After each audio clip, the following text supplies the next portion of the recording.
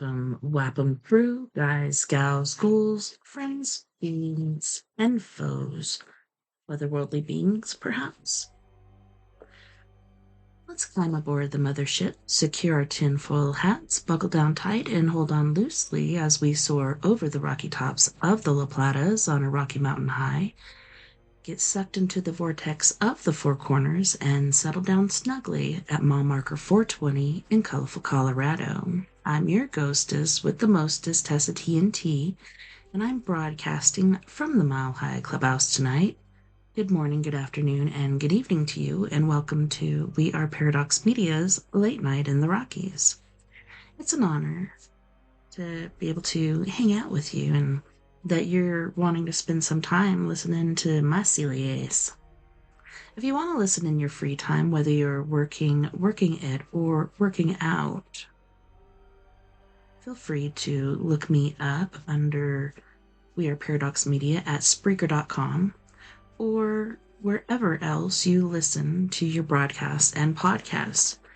And if you don't mind, mosey on over to our YouTube channel. Like, subscribe, make sure you give that bell a little flip there. That way, next time we have a show come out, like this one, you will be made privy of it. They shall let you know. All right, so there's a couple videos that I wanted to share, but I think I might wait until after we do some reading, but I don't know, I'm kind of torn.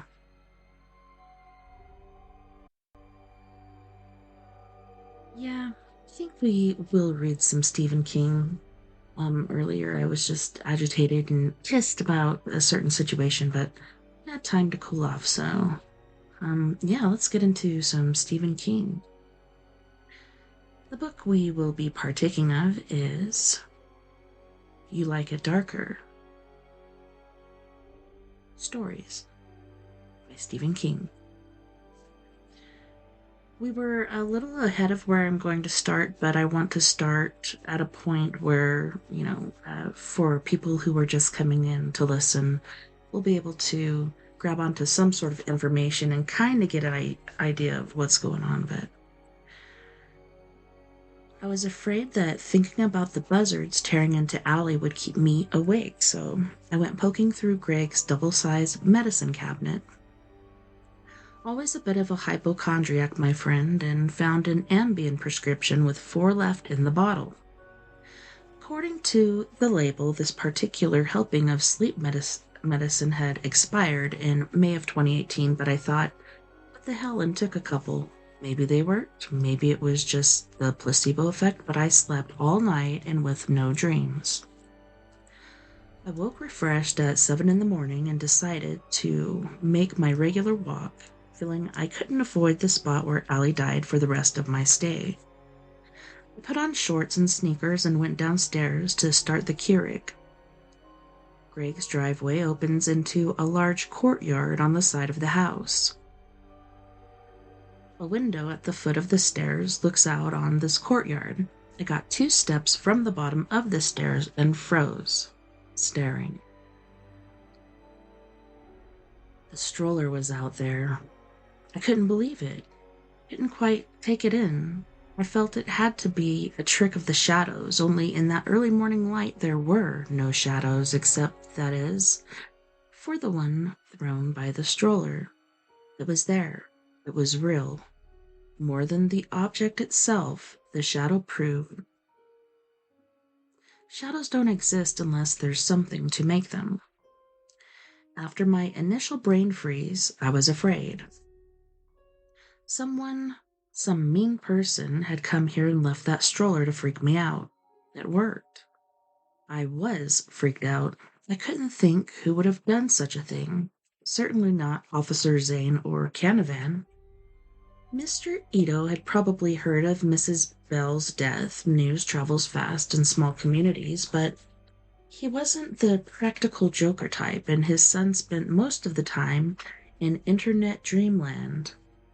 There were no usual suspects, and in a way, that didn't matter.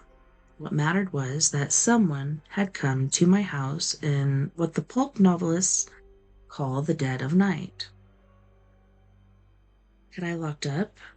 In my initial shock and fright, at first I wasn't even angry. I couldn't remember. I'm not sure I could have remembered my late wife's middle name just then. Had I been asked? I rushed to the front door, locked.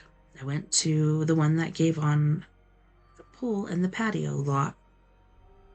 I went to the back door, which opens into the garage, and that one was locked too. So at least no one had actually been inside doing a midnight creep. It should have been a relief, but it wasn't. One of the cops must have left that thing, I thought. Zane locked the garage and took the keys. There was logic there, but I just didn't believe it. Zane had seemed solid, dependable, far from numb. Also, was a key to the garage really necessary? Probably not. The lock on the other side of the door looked like the kind you could pop with a coat hanger or a credit card. I went out to look at the stroller. I thought there might be a note of the sort that would be left behind in a creepy grade C suspense movie. You're next, and go back to where you came from. Both came to mind. There was no note. There was something worse. Yellow shorts on one seat, red shorts on the other.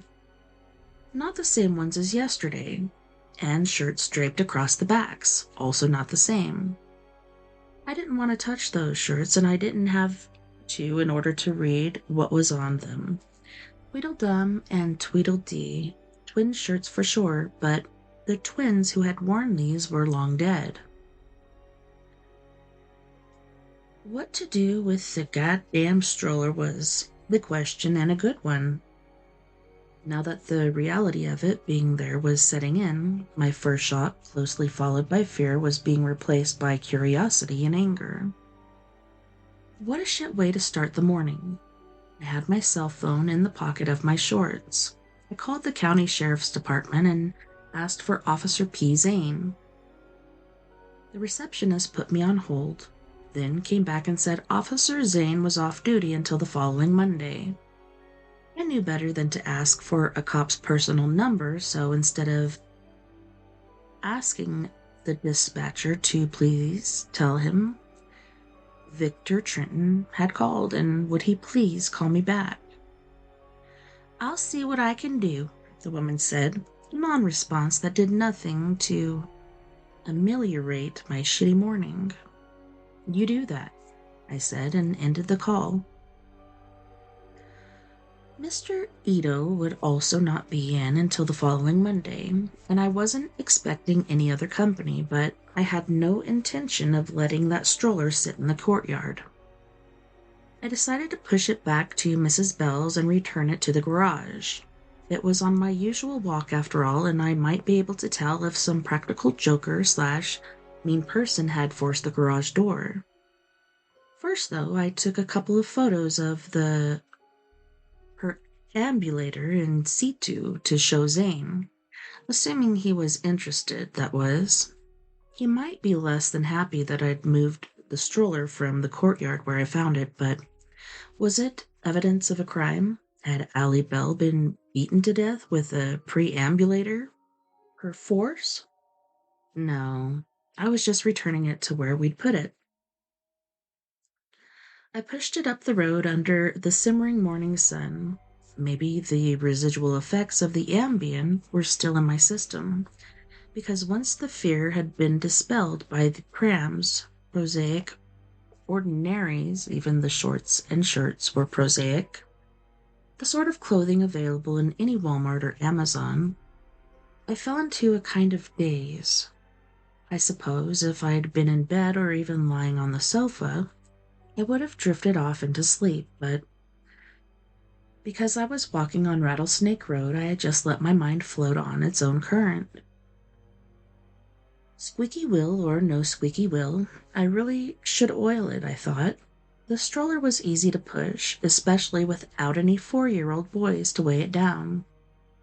I did it with my left hand. With my right, I touched the shirts hanging over the backs of the seats.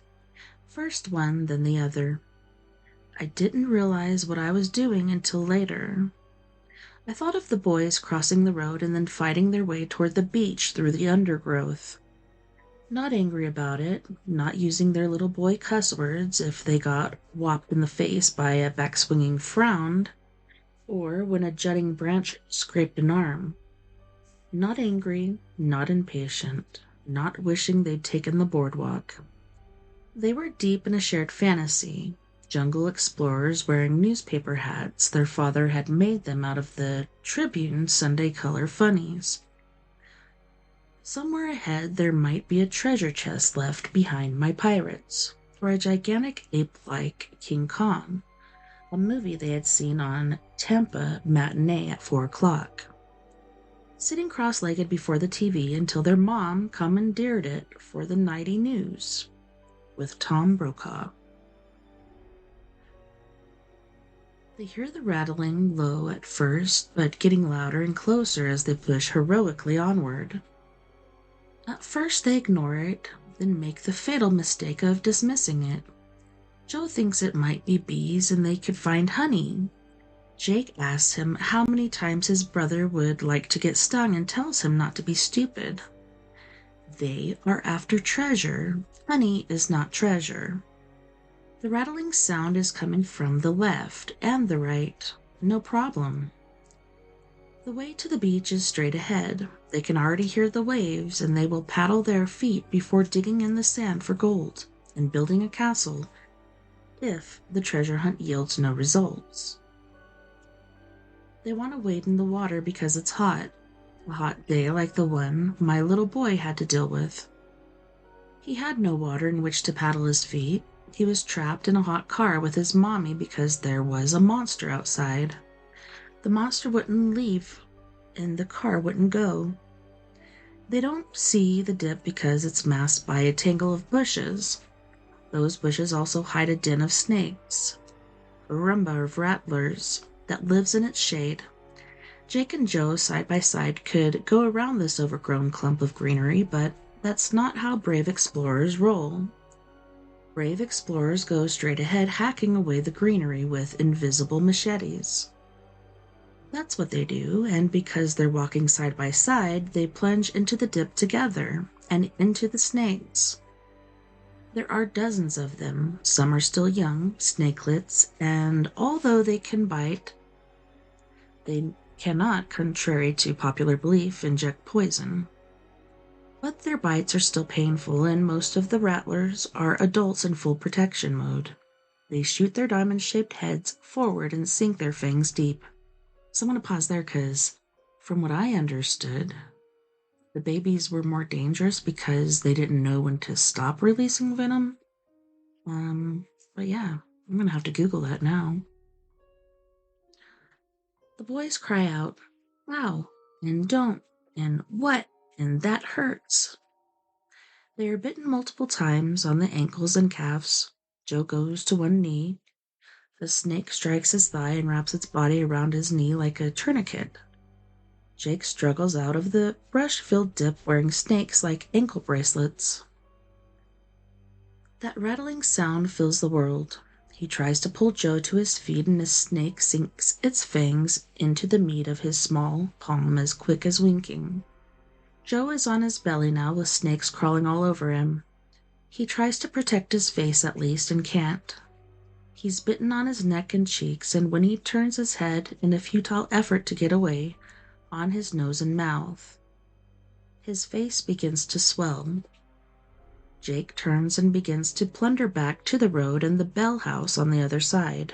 Still wearing snakes around his ankles, one falls off. The other begins to twine its way up toward the leg of the boy's shorts, a rattlesnake barber pole. Why does he run when the two of them have always done everything together? Is it because he knows his twin brother is already beyond help? No. Because he's in a blind panic? No, not even blind panic could cause him to abandon Joe. It's because he wants to get Daddy if he's still home, Mommy if Daddy isn't. It's not panic, it's a rescue mission. Jake pulls the snake off his leg and has a moment to see its beady, assessing eyes before it buries its fangs in his wrist. He flings it away and tries to run, but he can't run. The poison is coursing through him now, making his heart beat erratically, making it hard to breathe. Joe is no longer screaming. Jake's vision doubles, then triples. He can no longer even walk, so he tries to crawl. His hands are swelling up like cartoon gloves. He tries to say his brother's name and can't because his throat.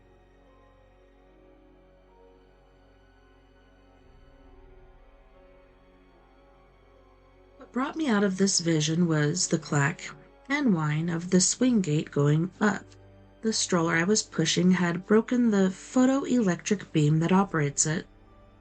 In my zombie state, I'd walked far past Allie's driveway.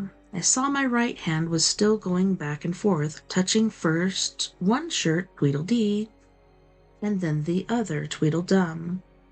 I pulled it back as if it were touching something hot.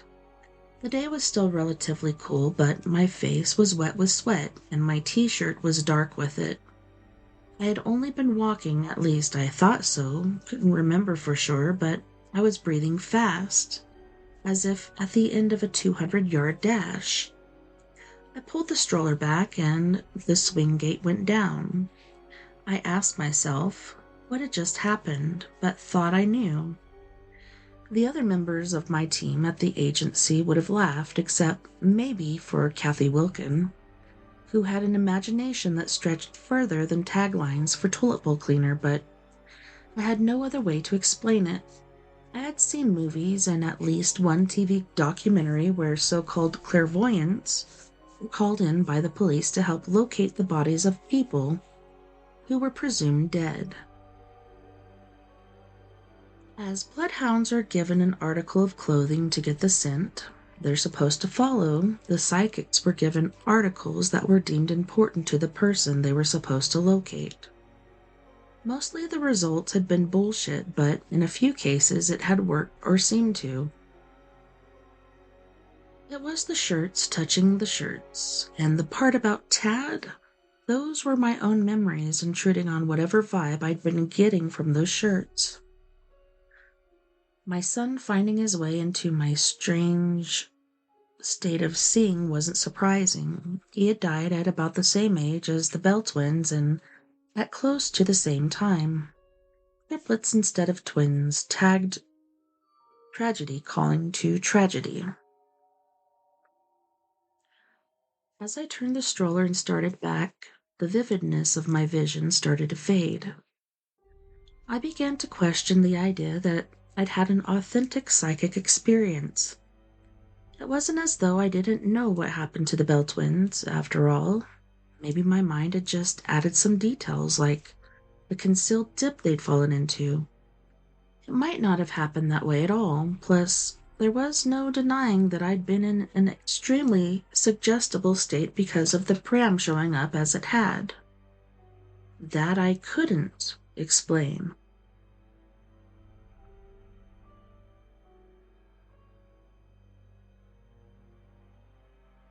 I ducked under the yellow tape and pushed the stroller up the curving driveway to the Bell house. Squeak, squeak, squeak. The garage's side door was standing open, swinging lazily back and forth in a light breeze. There were no splinters above or beneath the lock plate, and none on the door itself. It could have been lloyded with a credit card, but it hadn't been forced. I studied the doorknobs both outside and inside. There was a keyhole in the middle of the outside knob, which Officer Zane had used to lock the door. You didn't need a key to lock the inside. There was a button in the middle of that knob, and all you had to do was push it.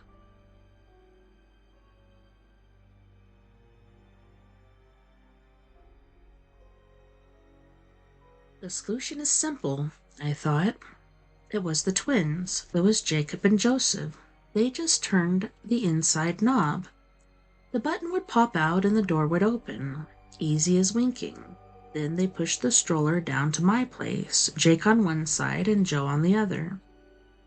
Sure, and if you believe that, you'd believe we won in Vietnam. The moon landing was faked, the horror-stricken parents at Sandy Hook were crisis actors, and 9/11 was an inside job.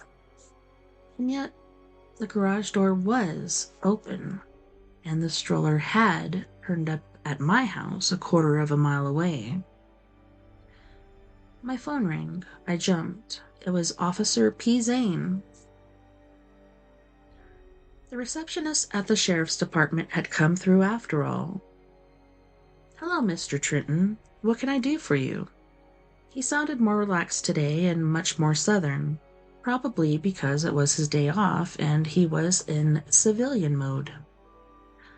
"I'm at the Bell House," I said, and told him why. I hardly need to add that I left out the part about my vision of the boys falling into the camouflage snake pit. There was a moment of silence when I finished. Then he said, "Go ahead and put that stroller back in the garage, why don't you?" He sounded unsurprised and not very concerned. Of course he hadn't had a vision of snakes crawling all over Joe Bell as he shrieked. "Somebody played a practical joke on you. Teenagers most likely. Sneaking up Rattlesnake Road to see where the crazy lady died. Kind of had that reputation in Palm Village. You really think that's what it was? What else could it be?" Ghosts, I thought. Ghost children, but I wasn't going to say it. I didn't even like thinking it. Maybe you're right. They must have popped the lock with a credit card or driver's license, though there's no sign of damage. Sure, nothing to pop in a lock like that. Easy as winking.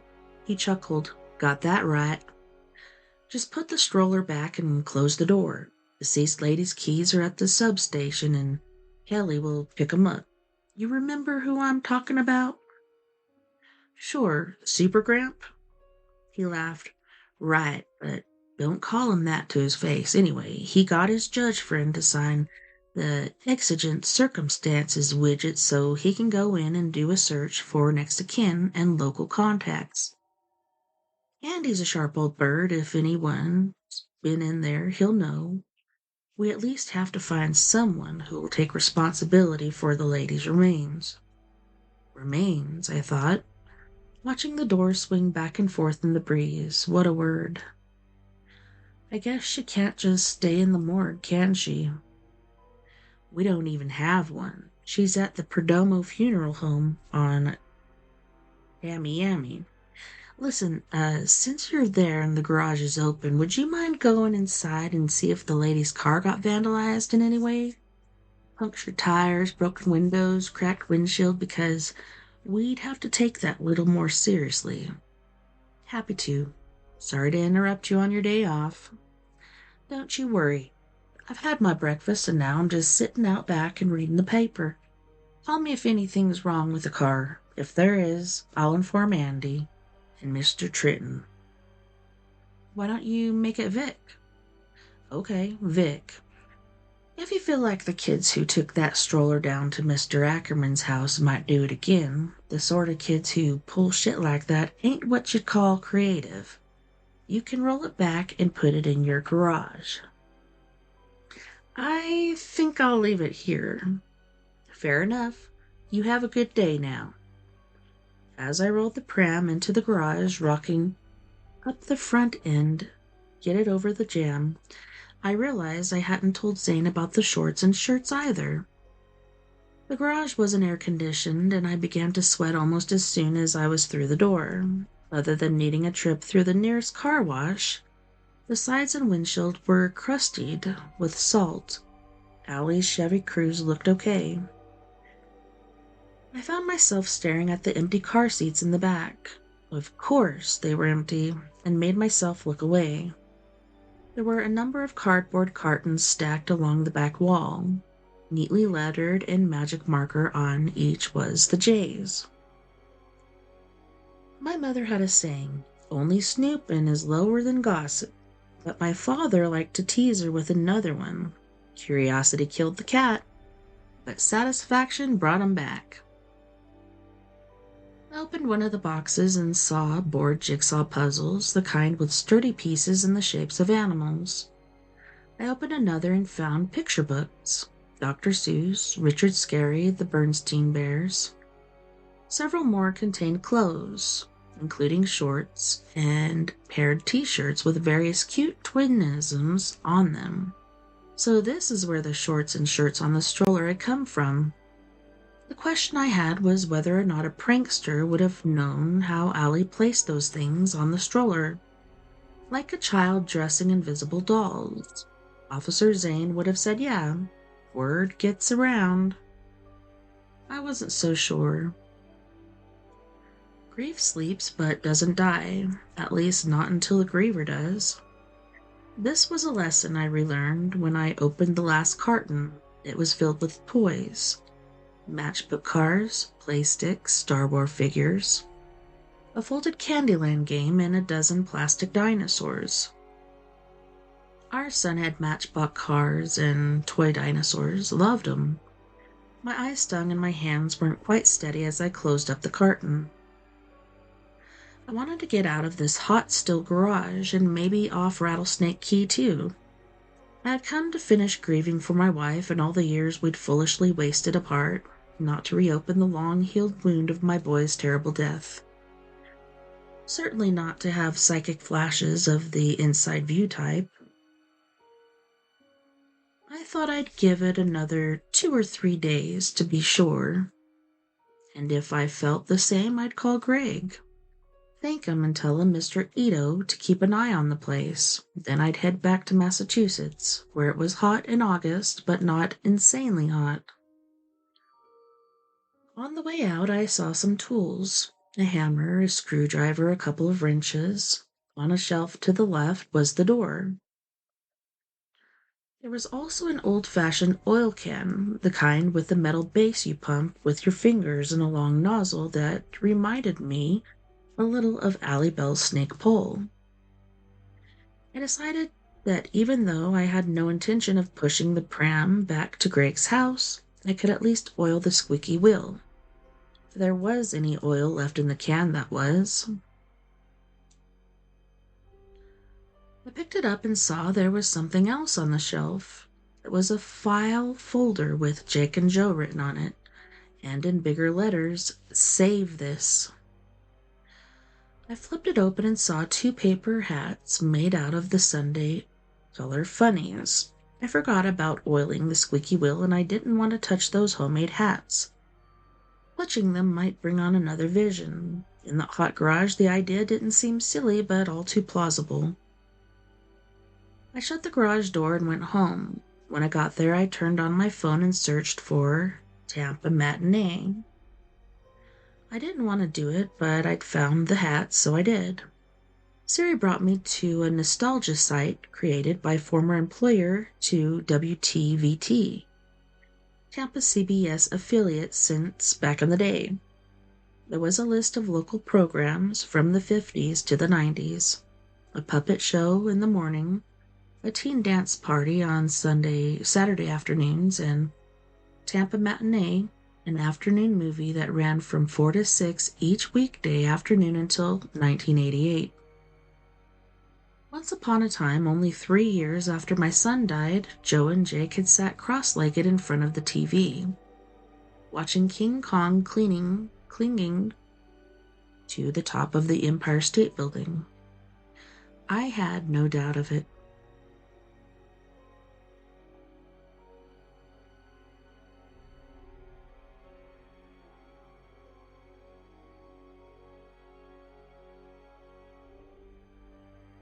We had 10 years after remarrying, 9 of them before the cancer came back. We're good. The last year, well, we tried to make it good, and for the first 6 months, we mostly succeeded. Then the pain started to ramp up, going from serious to very serious to the kind where you can think of nothing else. Donna was brave about it.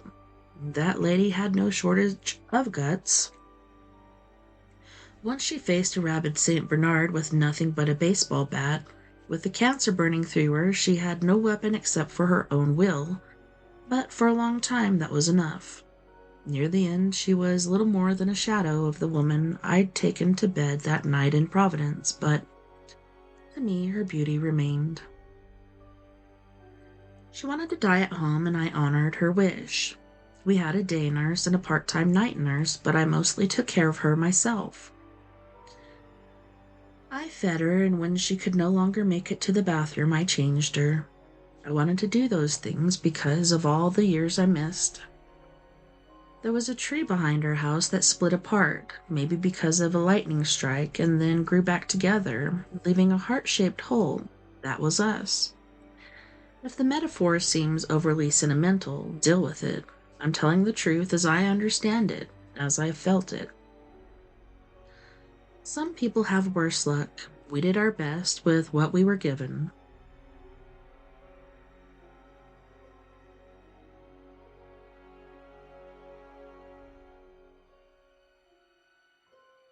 I lay in bed staring up at the slowly turning blades of the overhead fan. I was thinking of the stroller with the squeaky wheel and the newspaper hats and the toy dinosaurs. But mostly I thought of the night Donna died, which was a memory I had avoided. Now it seemed somehow necessary. There was a nor'easter with heavy snow blowing and drifting in a 40-mile-an-hour wind. The night nurse called from Lewiston at 3 that afternoon and canceled. The roads, she said, were impassable. The lights flickered several times but hadn't gone out, which was good. I wasn't sure what I'd do if they did. Donna had been switching from OxyContin tablets to a morphine pump in late December. It stood sentinel by her bed and it ran on electricity. Donna was sleeping. It was cold in our bedroom. The furnace couldn't keep up with that jowling January wind, but her thin cheeks were wet with sweat, and what remained of her once thick hair clung to the fragile curve of her skull. I knew she was close to the end, and so did her oncologist. He had taken the limiter off the morphine pump, and now its little light always glowed green. He gave me the obligatory warning that too much would kill her, but didn't seem overly concerned. Why would he? The cancer had eaten most of her already and was now gobbling the leftovers. I sat beside her as I had for most of the time during the last 3 weeks. I watched her eyes moving back and forth under her bruised-looking lids as she dreamed her dying dreams. There was a cold bag inside the pump, I reasoned, and maybe if the power went out, I could get a screwdriver from the basement in. Her eyes opened. I asked how she was doing, how bad the pain was. Not bad, she said. Then, he wanted to see the ducks. Who did, honey? Tad. He said he wanted to see the ducks. I think it was the last thing he said to me. What ducks, do you think? I don't know. Do you remember any ducks? Maybe the time we took them to Rumford Petting Zoo? I don't remember ever taking him there. Yeah, that's probably it, I think. She looked past me, her face brightened. Oh my God, you're all grown up. Look at how tall you are. I turned my head, no one there, of course, but I knew who she was seeing. The wind gusted, shrieking around the eaves and throwing snow against the shuttered bedroom window so hard that it sounded like gravel. The lights dimmed, then came back, but somewhere a door crashed open. You wouldn't breathe, Donna screamed. I went gooseflesh from head to toe. I think my hair stood up. I'm not sure, but I really think it did. I wouldn't have believed it. I wouldn't have believed that she still had the strength to scream, but she always surprised me. Right to the end, she surprised me. The wind was in the house now, a burglar eager to turn the place upside down. I could feel it rushing under the closed bedroom door. Something in the living room fell and broke. Breathe, Tad, breathe! Something else fell over. A chair, maybe? Donna had somehow managed to get up on her elbows, supported by upper arms not much thicker than pencils. Now she smiled and lay back down. "All right," she said. "I will. Yes." It was like listening to one end of a phone call conversation. "Yes. Okay. Good. Thank God you are." "What?" She nodded. "I will." She closed her eyes, still smiling. I left the room to shut the front door, where there was already a fantail of snow almost an inch deep. When I came back, my wife was dead. You may scoff at the idea that our son came to escort her out of this life, and you are welcome to.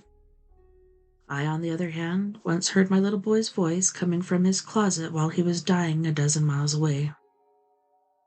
I never told anyone about that, not even Donna.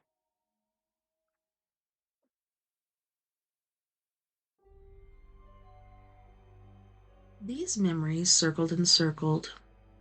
They were buzzards, they were rattlesnakes.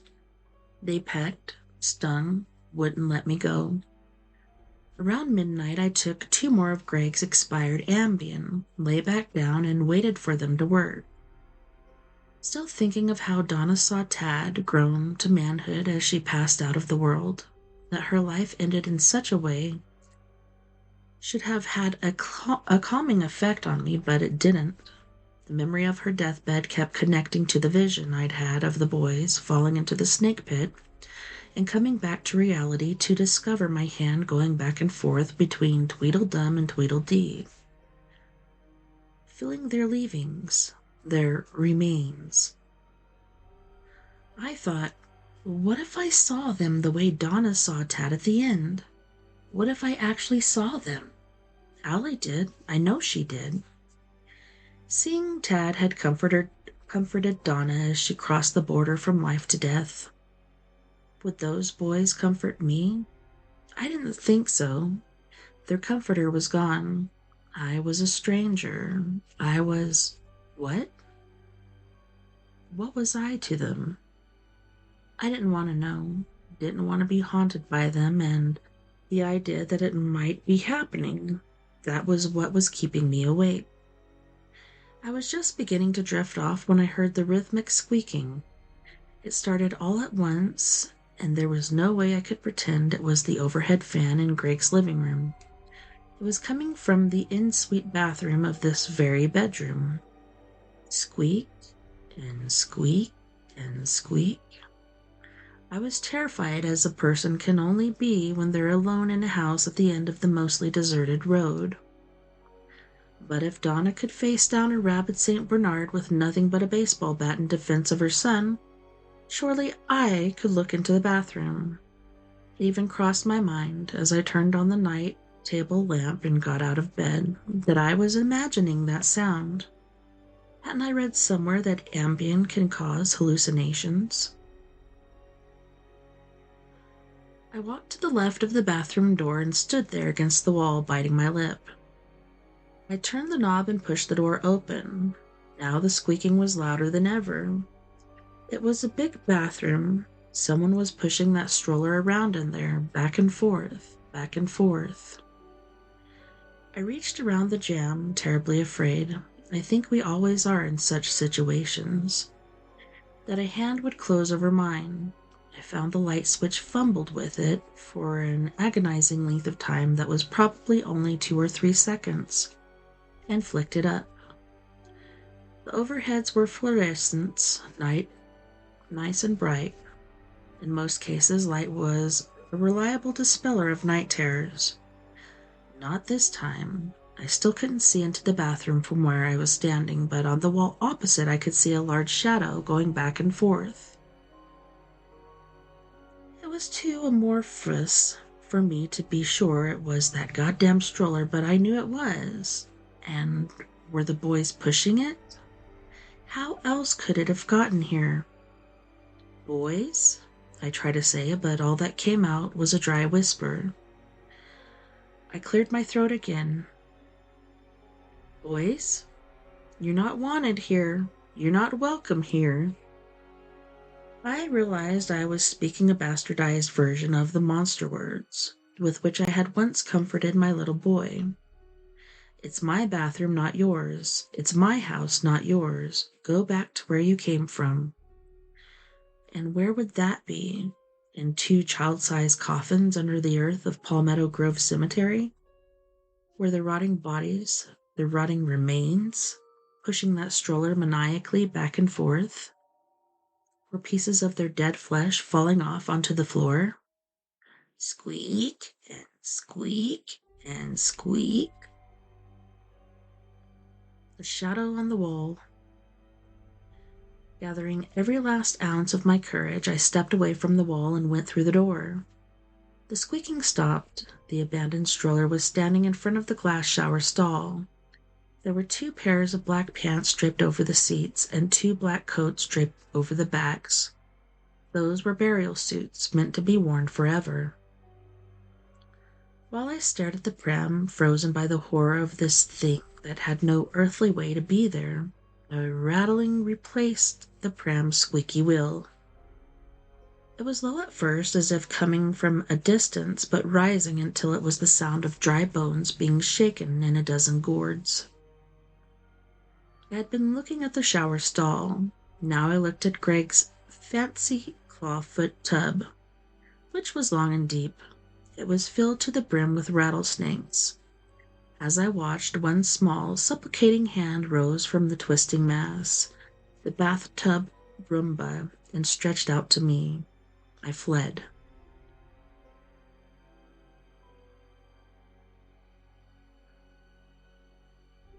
It was the stroller that brought me back to myself. It was standing in the middle of the flagstone courtyard, just as it had before, only now its shadow was being thrown by a three-quarter moon instead of morning light.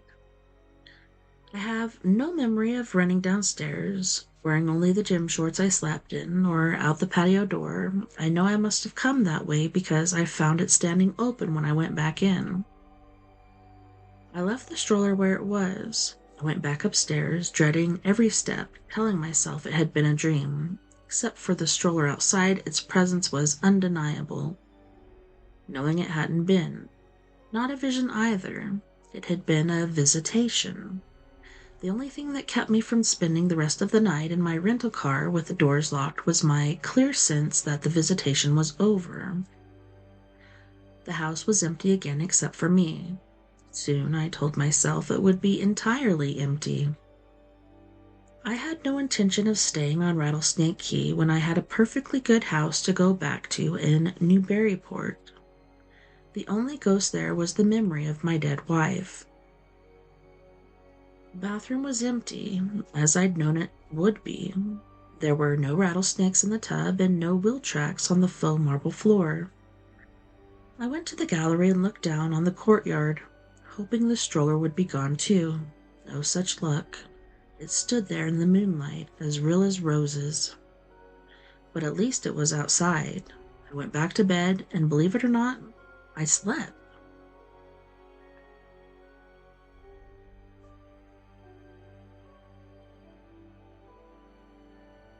The stroller was still there in the morning, this time with identical white shorts on the seats. Only when I got closer, I saw they weren't completely identical after all. There were red pinstripes running down the legs of one and blue down the other. The shirts bore identical crows, one named Heckle and one named Jekyll. I had no intention of rolling it back down to Allie Bell's house. After a long career in the advertising business, I knew an exercise in futility when I encountered one. I put it in my garage instead. You might ask if it all seemed like a dream in the bright light of the morning, with the exception of the restless stroller, that is. The answer is simple. It did not. I had heard the squeaking and seen the moving shadow as the twins pelted their pram furiously back and forth in that bathroom, which was almost the size of a modest apartment's living room. I had seen the tub filled with snakes. I waited until 9 o'clock to call Delta Airlines. A recorded voice advised me that all reservation agents were currently busy and invited me to hold. I did, at least until a version of Stairway to Heaven by the 100 Comatose Strings came on, then gave up and went to American. Same thing, JetBlue ditto. Southwest had a flight to Cleveland on Thursday. No connecting flight scheduled to Boston. That might change, the agent told me. It was hard to tell. Thanks to the coronavirus, everything was crazy. I booked the flight to Cleveland, thinking if no connecting flight materialized, I could rent a car, drive to Boston, and Uber to Newburyport. By then it was 9:30. I was very aware of the stroller sitting out in my garage. It was like having a hot stone in my pocket.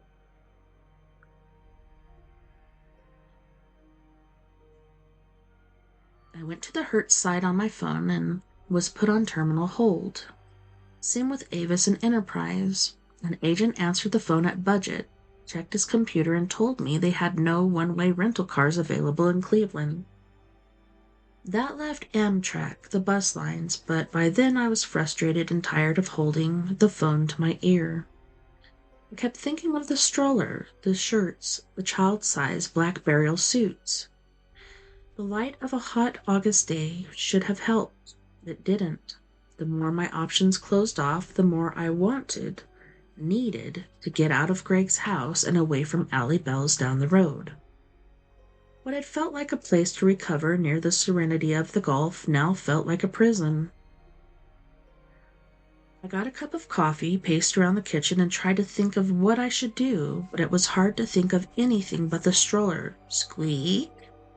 And the matching shirts. Squeak. And the black burial suits. Squeak. The coffins had also been matching. White, with gold handles, I knew this. I drank the coffee black and another penny dropped. The nighttime visitation might be over, but the haunting was still going on. Thursday, I concentrated on that. Had a flight at least as far as Cleveland on Thursday, 3 days from now. Get off the key until then. Do that much at least, can you? At first I thought I could, easy as winking. I grabbed my phone, found Barry's Resort Hotel in Palm Village, and called. Surely they would have a room where I could stay for 3 nights. Hadn't I seen on the news that few people were traveling this summer? Why, the place would probably welcome me, squeak, with open arms.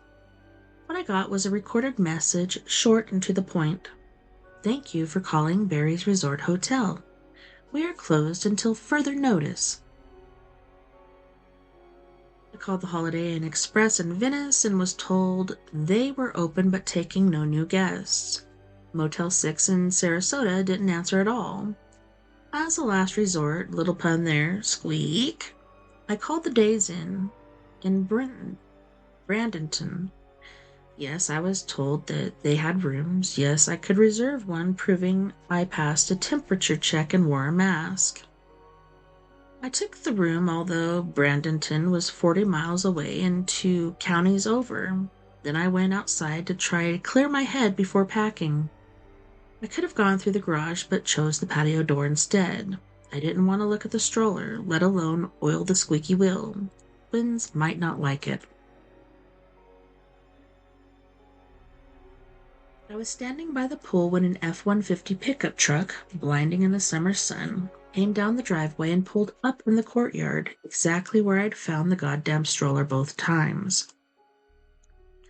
The man who got out was wearing a tropical shirt with parrots on it, very large khaki shorts, and a straw sun hat with the type only lifelong residents of Florida's Gulf Coast can seem to get away with. He had a seamed, sun-tanned face and a really huge walrus mustache. He saw me and waved. I went down the steps from the patio to the courtyard, already holding out my hand. I was glad to see him. It broke the repeating loop in my head. I think seeing anyone would have done it, but I was pretty sure I knew who this was. Super Gramp. Instead of taking my hand, he offered his elbow. I gave it a bump, thinking this was now the new normal. Andy Pelly, and you're Mr. Trenton. Right. Don't you have the COVID, Mr. Trenton? No, do you? Clean as a whistle, as far as I know. I was grinning like a fool, and why? Because I was happy to see him, so happy to not be thinking about black suits and white coffins and squeaky wheels. You know who you look like. Oh boy, do I ever get it all the time. Then with a smile below the mustache and a twinkle in his eye, he did a passable Wilford Brimley imitation. Quaker Oats, it's the right thing to do. I laughed giggedly. Perfect, nailed it. Babbling. Couldn't help it. That was a seriously good campaign, and I should know because you used to be in advertising. He was still smiling, but I had been wrong about the twinkle in those blue eyes. It was actually a look of assessment, a cop look. You handled the Sharp Cereals account, didn't you? A long time ago, I said, thinking. He's looked me up online, investigated me. Why, I don't know, unless he thinks I. Got a few questions for you, Mr. Trenton. Maybe we could go inside? Awful hot out here. Guess the cold front's gone the way of the blue suede shoe. Of course, and really, make it Vic. Vic, got it. I meant to take him up the steps to the patio, but he was already headed for the garage. He stopped when he saw the stroller. Huh. Preston Zane told me you returned that to Mrs. Bell's garage. I did. Someone brought it back again. I wanted to resume the babbling, telling him I didn't know why. Had no idea why the stroller was following me around, following me like a bad smell. If a bad smell could squeak, that was. But the assessing look was back in his sun-crinkled eyes, and I made myself stop. Huh. 2 nights in a row. Wow. His eyes saying how unlikely that was, asking me if I was lying, asking if I had a reason to lie, something to hide. I wasn't lying, but I certainly did have something to hide because I didn't want to be dismissed as a crazy person, or even considered as someone who'd had something to do with Allie Bell's death, the fabled person of interest, but that was ridiculous, wasn't it? Why don't we go inside and grab some air conditioning, Vic? Fine, I made coffee if you... Nope. Goes right through me these days, but I wouldn't mind a glass of cold water. Maybe even with an ice cube in it. You're really not sick, are you? Because you look a little pale. I'm not. Not the way he thought.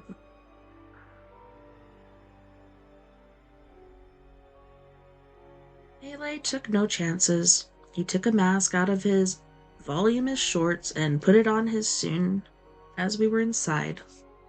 I got him ice water and poured myself more coffee. I thought about donning my own mask and decided not to. I wanted him to see my whole face. We sat at the kitchen table. Each time he sipped his water, he pulled the mask down, then returned it to its place. The mustache made it bulge. I understand you found Mrs. Bill. Must have been a shock. It was. Sense of relief at having company, another human being in the haunted mansion, was being replaced by caution. This guy might be in what Canavan had called the 1042 Club, but Zane was right. He was sharp. I thought I was in for an interrogation rather than a courtesy stop-by. Happy to tell you what happened, how I found her, but since I've got you here, I'm curious about something. Are you now? Those eyes on mine. There were smile lines radiating out from the corners, but they weren't currently at work. Officer Zane told me you've been around here for a long time. Donkey's years, he said, sipping his water, wiping at his mustache with one big farmer's hand, then returning the mask to its place. I know about the rattlesnakes that killed Mrs. Bell's twins. What I'm curious about is how the posse got rid of them. Do you know? Oh, you bet. For the first time, he seemed to relax. Should since I was in on the snake hunt. Every cop in the county who didn't have the duty was in on it. Plus plenty more guys and even a few gals, must have been 100 of them. Maybe more. A regular island party, except no one was having fun. It was a hot day, a lot hotter than this one, but all of us were wearing boots, long pants, shirts with long sleeves, gloves, masks like the one I'm wearing now, and veils. Veils? Some were beekeepers' veils, some were made of that stuff tulle maybe ladies wear on their Sunday hats. At least they did in the old days, because, you see, leaning forward, staring me in the eye and looking more like Wilfred Brimley than ever, you see, a snake'll sometimes rear up, if it's scared enough, that is. Spray that poison instead of injecting it. If it gets in your eyes, he waved his hands, short trip to your brain. Good night and good luck. And then with a pause, I see your midnight visitor brought back Mrs. Bill's snake pole, too. He meant to catch me off guard, and he succeeded. What? I saw it in the garage, leaning against the back wall, his gaze never leaving mine, waiting for my eyes to shift away or any other tell. I held my eyes steady, but I blinked. Couldn't help it. You must have missed that. I did, I guess. I don't know how to finish, so I just shrugged. Recognized it right away by the little silver ring on the handle. Lady went just about everywhere with it, at least on the key. Many folks along Rattlesnake Road and over the swing bridge in the village knew it too. And the stroller, I said. Yeah, she liked to push the stroller, talking to it sometimes, talking to those gone boys of hers. I've seen her doing it myself.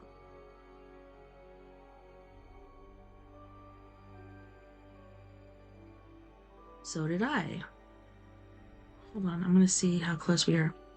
All right, well, on that note, boys and girls, we are going to go to our first music break. On this break, we have the lovely and talented Miss Mia Savage from the Phoenix, Arizona area with Lemurian Crypto, Let Me Be Your Home, Your Skeleton, and Our New Reality. Don't go anywhere. We'll be right back after this music break.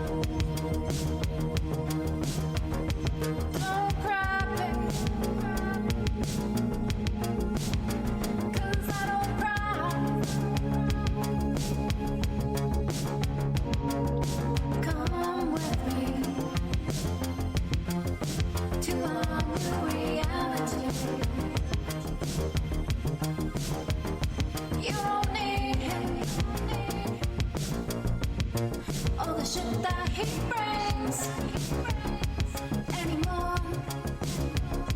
You're mine. You're mine. Tonight. You're mine.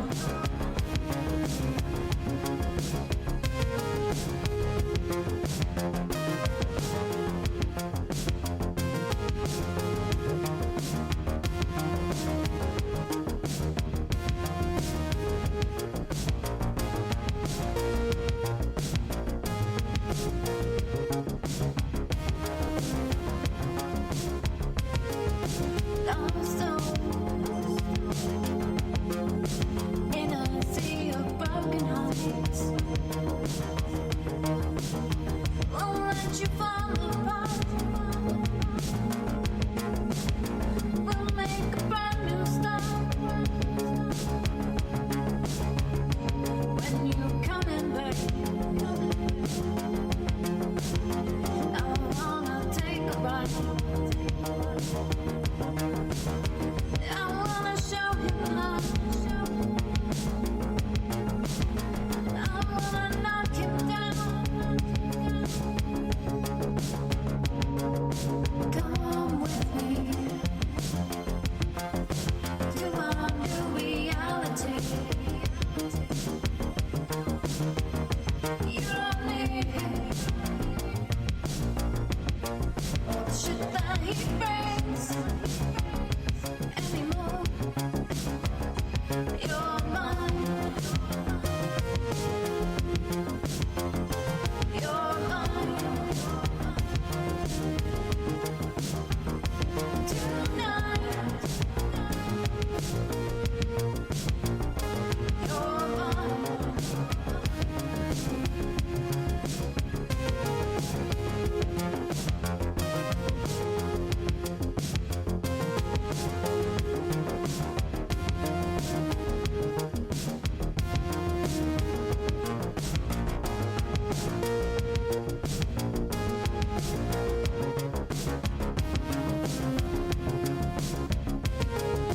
Come with me to our new reality. You don't need all the shit that he brings anymore. You're mine. You're mine. Tonight. You're mine. You're mine. You're mine.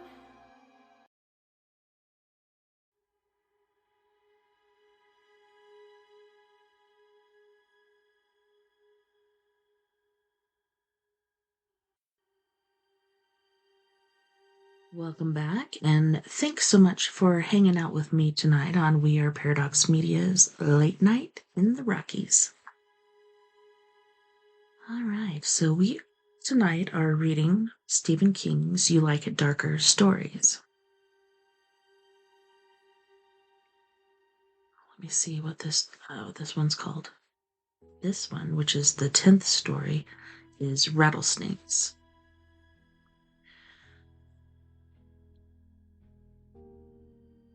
So did I. He waited. I thought of saying that stroller was in my bathroom last night and the dead twins were pushing it. You asked about the snakes. He sniffed his water and wiped his mustache with a cupped hand. Up went the mask. The Great Snake Drive. Hold on one second. I think we read that, didn't we?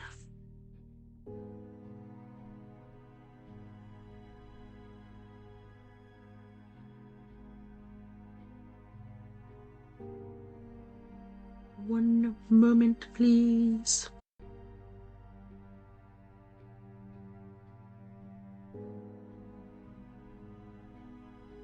The Great Snake Drive of 82 or 83. I'd have to look it up to be sure. For Or maybe you already did, Vic. I shook my head. Well, those of us who didn't have snake poles had baseball bats, rug beaters, or tennis rackets. All kinds of things to whack the brush with, you know. Also fishing nets. No shortage of nets on the Gulf. All the West Coast keys are narrow, and this one's narrower than most. Gulf on one side, Calypso Bay on the other. Only 600 yards across at its widest point, and that's down by the swing bridge. This end, where the rattlers migrated to when all the buildings started down south, is about half that.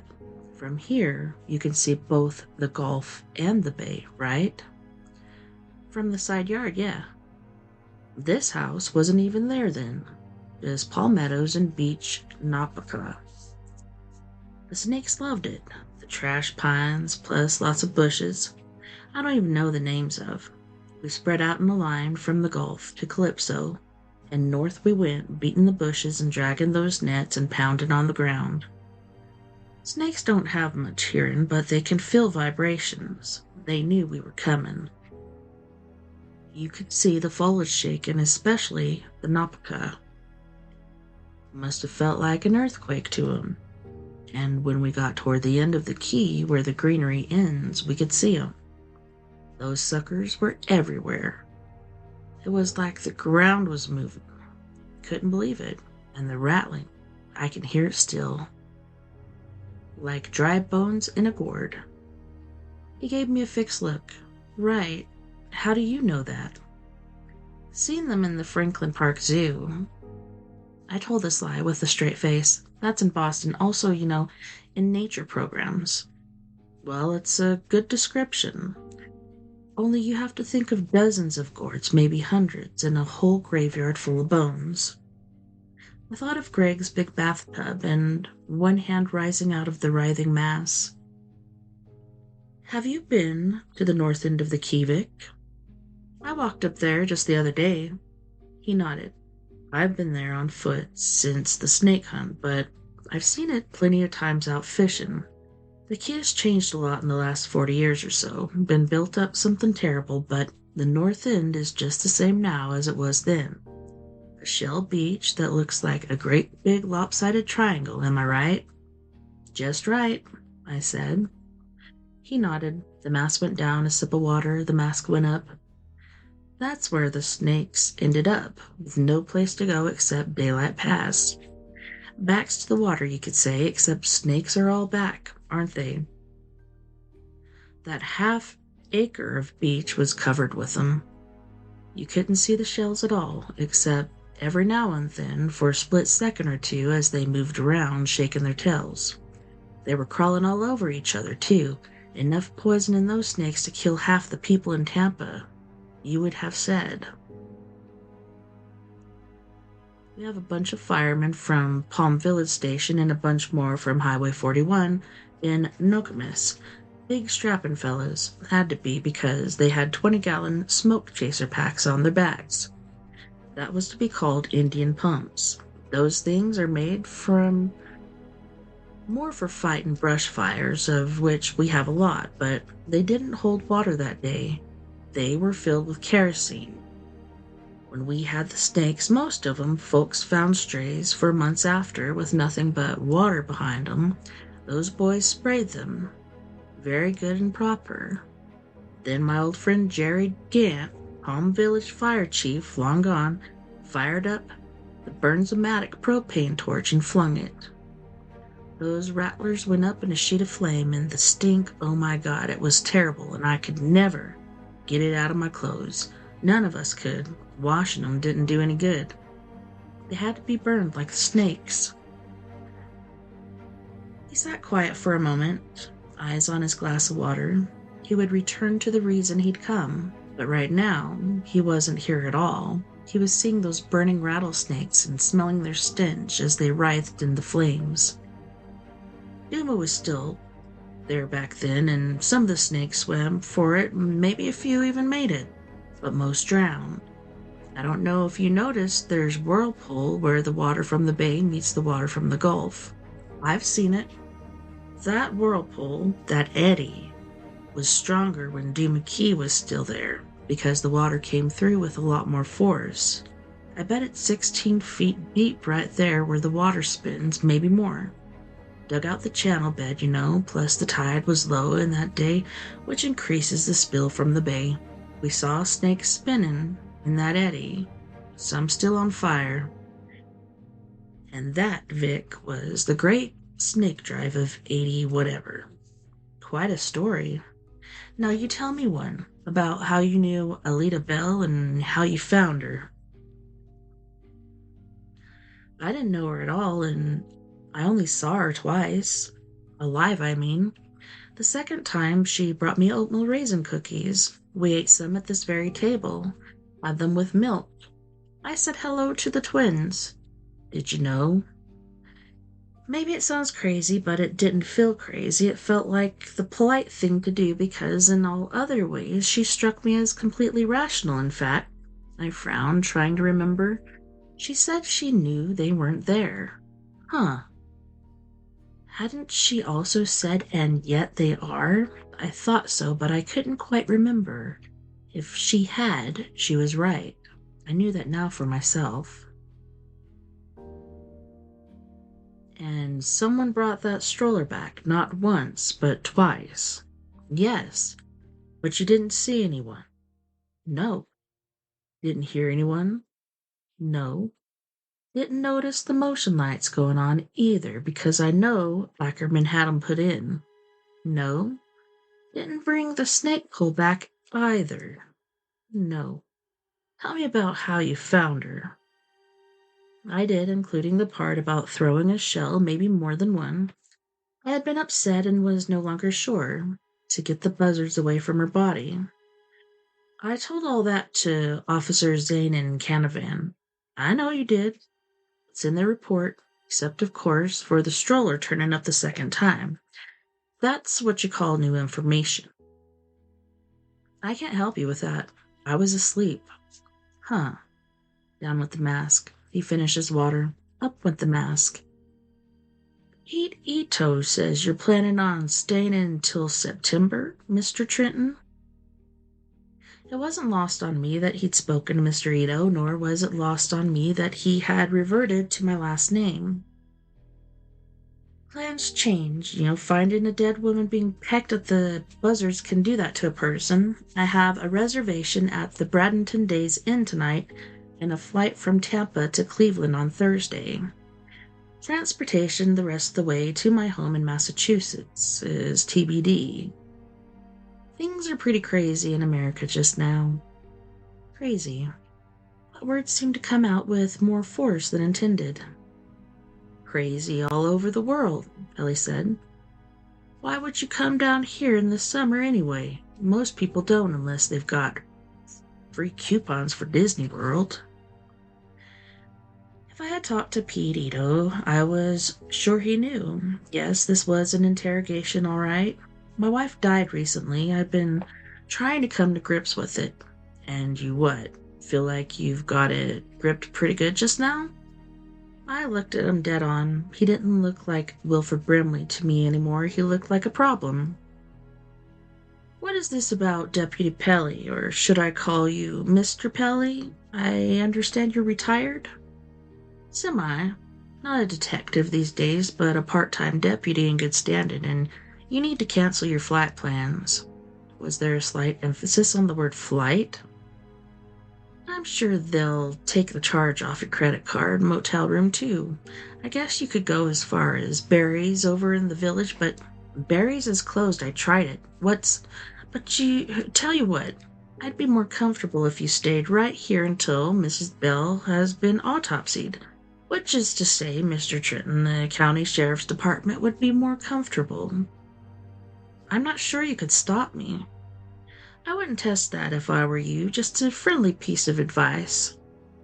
I heard it then, faint but audible, squeak and squeak and squeak. I told myself I didn't, told myself it was ridiculous, told myself I wasn't in a story called The Telltale Pram. I did Mr. Pelly, Deputy Pelly, What's this about? You're acting like the woman was murdered and I am a suspect. Millie was unperturbed. Autopsy will most likely tell us how she died. Most likely that'll let you off the hook. I had no idea I was on one. As for what this is about, complicating matters, you could say, there's this. Found it on the kitchen table when I went in her house this morning at 6 o'clock.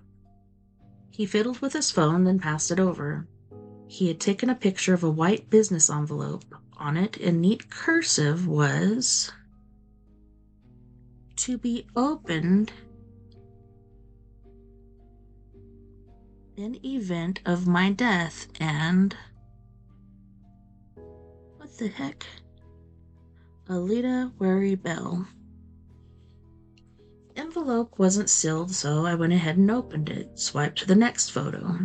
I did. The note that had been in the envelope was written in the same neat cursive, and the date at the top.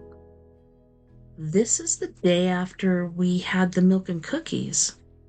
The squeaks were coming from below in the garage, and as the police in the Poe story, Pelly didn't seem to hear them, but he was an old guy and maybe on the deaf side. Was it now? Yes, and some nice conversation. I wasn't going to tell him that Allie had sent Jake and Joe into Greg's study to play, and I'd later found the wicker basket of cat toys overturned. That was the last thing I was going to tell this sharp-eyed but possibly dull-eared man. Nor would I tell him that I had conversed more or less with the twins myself. Hello, Jake. Hello, Joe. What do you know? It had been a harmless nod to an old lady's wistful fantasy, so I thought, but who knows when you open the door to a haunting or how? Go on and read the rest. I did it. It was brief and informal. This is my last will and testament, revoking all previous wills. Which is silly because, in my case, there are no others. I am sound of mind, a little less so in body. I have this house, my bank account at First Sun Trust, my investment account with Building the Future LLC, and all other worldly possessions to Victor Trenton, currently being at 1567 Rattlesnake Road. My lawyer, who I didn't consult when I wrote this, is Nathan Rutherford in Palm Village. Sign, Alita Marie Bell. There was another signature below it, in a different hand. Roberto M. Garcia, witness. I forgot about the squeaking from the garage, or maybe it stopped. I read her death letter, nothing else to call it, over again. A third time, then I slid Pelly's phone back across the table, a little harder than I had to. He blocked it like a hockey puck with one tanned and wrinkled hand. That's crazy. You'd think so, wouldn't you? I only met her twice, 3 times if you count finding her dead. No idea why she'd leave you anything. Basically everything. No, hey, that note will never stand up in court. I'd say her relatives would go nuclear, but they won't have to because I won't contest it. Roberto Garcia owns Plant World. They did her groundskeeping. Yes, I've seen their trucks in her driveway. Bobby G has also been around here for donkey's years. If he says he saw her write that, and I have spoken to him and he says, yeah, he did, although she held her hand over it when he signed, so he didn't know what it was or what was in it, then I gotta believe. Doesn't change anything. My words came out okay, but my whole face felt numb, as if I'd been shot up with Novocaine. The oddest thing. This lawyer will get in touch with her relatives, and I also talked to Nate Rutherford, known him donkey's years, I'm sure. You've been busy, Deputy Pelly. I get around, he said, and not without satisfaction. He's been Mrs. Bell's lawyer for, he seemed to consider donkey's years and decided it should be put to bed, for decades. He pretty much took over her affairs after Mrs. Bell's husband and boys died. She was what they call prostrate with grief. And you know what? He says she doesn't have any relatives. Everybody has relatives. Donna, my late wife, claimed that her family went back to Mary Stuart, also known as Mary Queen of Scots. I did go to school once upon a time, Mr. Trenton, back when all the phones had dials and cars came without seat belts. I asked Nate how much the lady's estate might total up to, and he declined to say. But considerin' the property, Beta Golf, very fine, I'd guess quite a fancy chunk of change. I got up, rinsed my coffee cup, and filled it with water, giving myself time to think, also listening for the stroller, but that was quiet. I came back to the table and sat down. Are you seriously suggesting that I somehow coerced the lady into writing a jackleg will and then what? Killed her? The eyes boring into mine. I think you just suggested that, Mr. Trenton, but since you have, did you? Good Christ, no. I talked to her twice. I indulged her little fantasy. Then I found her dead. Of a heart attack, most likely. She told me she had arrhythmia. No, I don't really believe that, which is why I'm not here asking you to make an official statement, but you see, the position it puts me, the department, in, don't you? The lady makes out what they call a holograph, well, just before she dies, gets it witnessed up, and the man, the stranger, who finds her body also turns out to be the beneficiary. She must have been crazy about more than just her kids, I muttered, and found myself thinking about the song Officer Zane had mentioned, Delta Dawn. Maybe see, maybe no.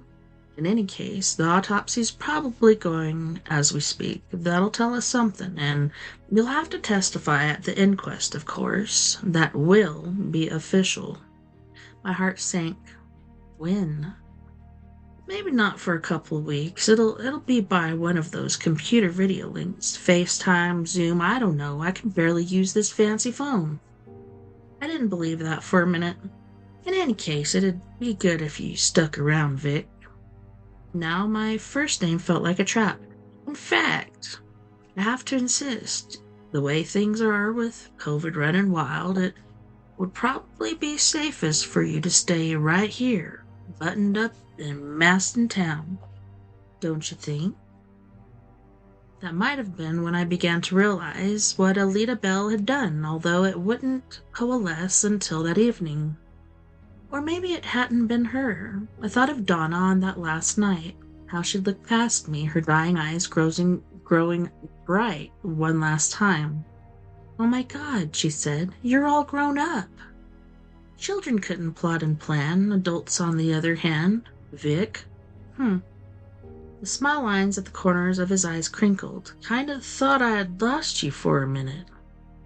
No, I'm here just processing. Yeah, it's a lot to process, isn't it? For me too, like one of those mystery novels. I think you better stick to your original plan, stay until September. Take your walks in the morning or in the cool of the evening. Take a swim in the pool. We need to figure this out if we can. I'll think about it. Smile lines disappeared. Think hard, and while you're thinking, stay in county. He rose and hitched at the belt of his shorts. And now I think I've taken up enough of your time. I'll see you out. No need, I can find my way. I'll see you out, I repeated, and he raised his hand as if to say, have it your way. We went down the stairs to the garage. He paused partway and asked, with just the right combination of curiosity and sympathy, how did your wife die, Vic? It was a normal enough question, no reason to believe he wanted to find out if there had been anything suspicious about it, but I had an idea that was in his mind, and not just in the back of it either. Cancer, I said. He went the rest of the way down the stairs. Very sorry for your loss. Thank you. Will you be taking the stroller back to the Bell House? Could you put it in the back of your truck? I wanted to get rid of it. Well, yes, he allowed. I could, but what would be the point? It might just come back again if this prankster is determined to have his little joke at your expense. We send a cruiser up Rattlesnake Road once or twice a night, but that still leaves a lot of dead time. And there are some officers down with COVID. Might be just as easy to leave it here. He doesn't think there's any prankster, I thought. He thinks it was me both times. He doesn't know why, but that's what he believes. What about fingerprints? He scratched the back of his seamed and deeply tanned neck. Yeah, I could do. I've got a fingerprint kit in my truck, but that would mean taking transfers of any prints I made, and I might mess it up. Hands aren't as steady as they used to be. I hadn't noticed that and didn't now. He brightened. You know what? I can at least dust those chrome bars and take some pictures with my phone if I find anything. No point trying the hand grips. They're rubber and those little arms beside the seats are fabric. But those metal push bars are, ideal for prints. Did Zane or Canavan touch it? I'm not sure, but I think just me and Allie Bell, of course. He added at this point. We were still at the front foot of the stairs. We hadn't gone out into the garage yet. So I could find 2 sets of prints, yours and Mrs. Bell's, although unlikely. Most people would just use the rubber hand grips. I think I reached down and tilted the stroller up to get it over the door jamb and into her garage. If I did, I could have wrapped my hands on those rods just below the grips. You might not find fingerprints, but there would be palm prints. He nodded and went into Greg's garage. He headed outside to get his fingerprint kit, but I took his elbow to stop him. Look, I said and pointed at the stroller. What about it? It's been moved. When I brought it in from the courtyard, I put it next to the driver's side of my car. Now it's on the passenger side. So I had heard the squeaking. Can't remember for sure. His frown, the vertical line between his brows so deep I couldn't see the bottom, told me he didn't remember but didn't want to believe it. Come on, Andy. I used his given name deliberately, an old ad conference trick I employed when arguments got heated. I wanted us to be in this together if possible. You've been a police officer long enough for observation to be a habit. That stroller was in the shade. Now it's on the other side of my car and in the sun. He thought about it and shook his head. Couldn't say for sure. I wanted to make him admit it, wanted to tell him I'd heard that squeaky wheel when the pram had been moved, even if he hadn't. Wanted to shake the arm I was holding. Instead, I let it go. It was hard, but I did it. Because I didn't want him to think I was crazy, and if he thought I was the one moving the stroller at night between the Bell house and Greg's, he was already halfway to drawing that conclusion. And there was Allie Bill's weird holograph will for him to think about, too. Did he really believe Allie and I were bare acquaintances who had only met twice? Would I have believed it? I had an idea. The questions were just beginning for me. I'll give him my little kit, Ellie said, although I'm not hopeful. I wonder if he's going to find little baby handprints or something. That'd be crazy.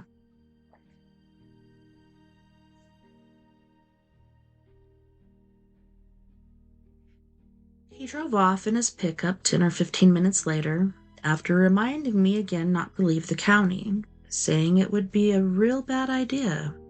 He told me that he or one of the full-time county detectives would be in touch after the autopsy. That was a long day. I tried to nap and couldn't. On several occasions, I thought I heard the squeaky wheel and went down to the garage. The stroller hadn't moved. I wasn't surprised.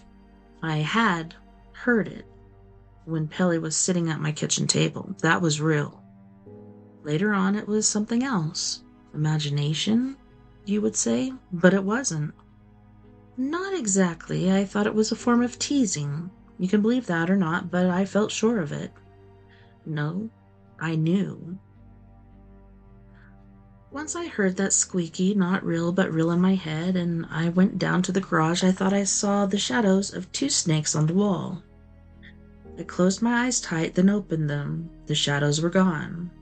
They hadn't been there, but they had been. Now there was only the stroller sitting in the sunlight on the cement garage floor, and casting its sane shadow. Around noon, as I was eating a chicken salad sandwich, I thought of oiling that squeaky wheel after all.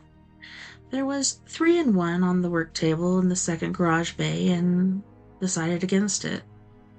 I didn't like the idea of touching the stroller, but I could have. I wasn't hysterical or phobic about it. Only I remembered the old Aesop's fable about the mice that belled the cat. Why did they do that? Because they wanted to be able to hear it coming. I felt the same about the stroller, especially after Pelly dusted the chrome rods and found nothing. Not even the random smudges and bits of dust he would have expected. I think it's been wiped by your prankster, looking right at me when he said it.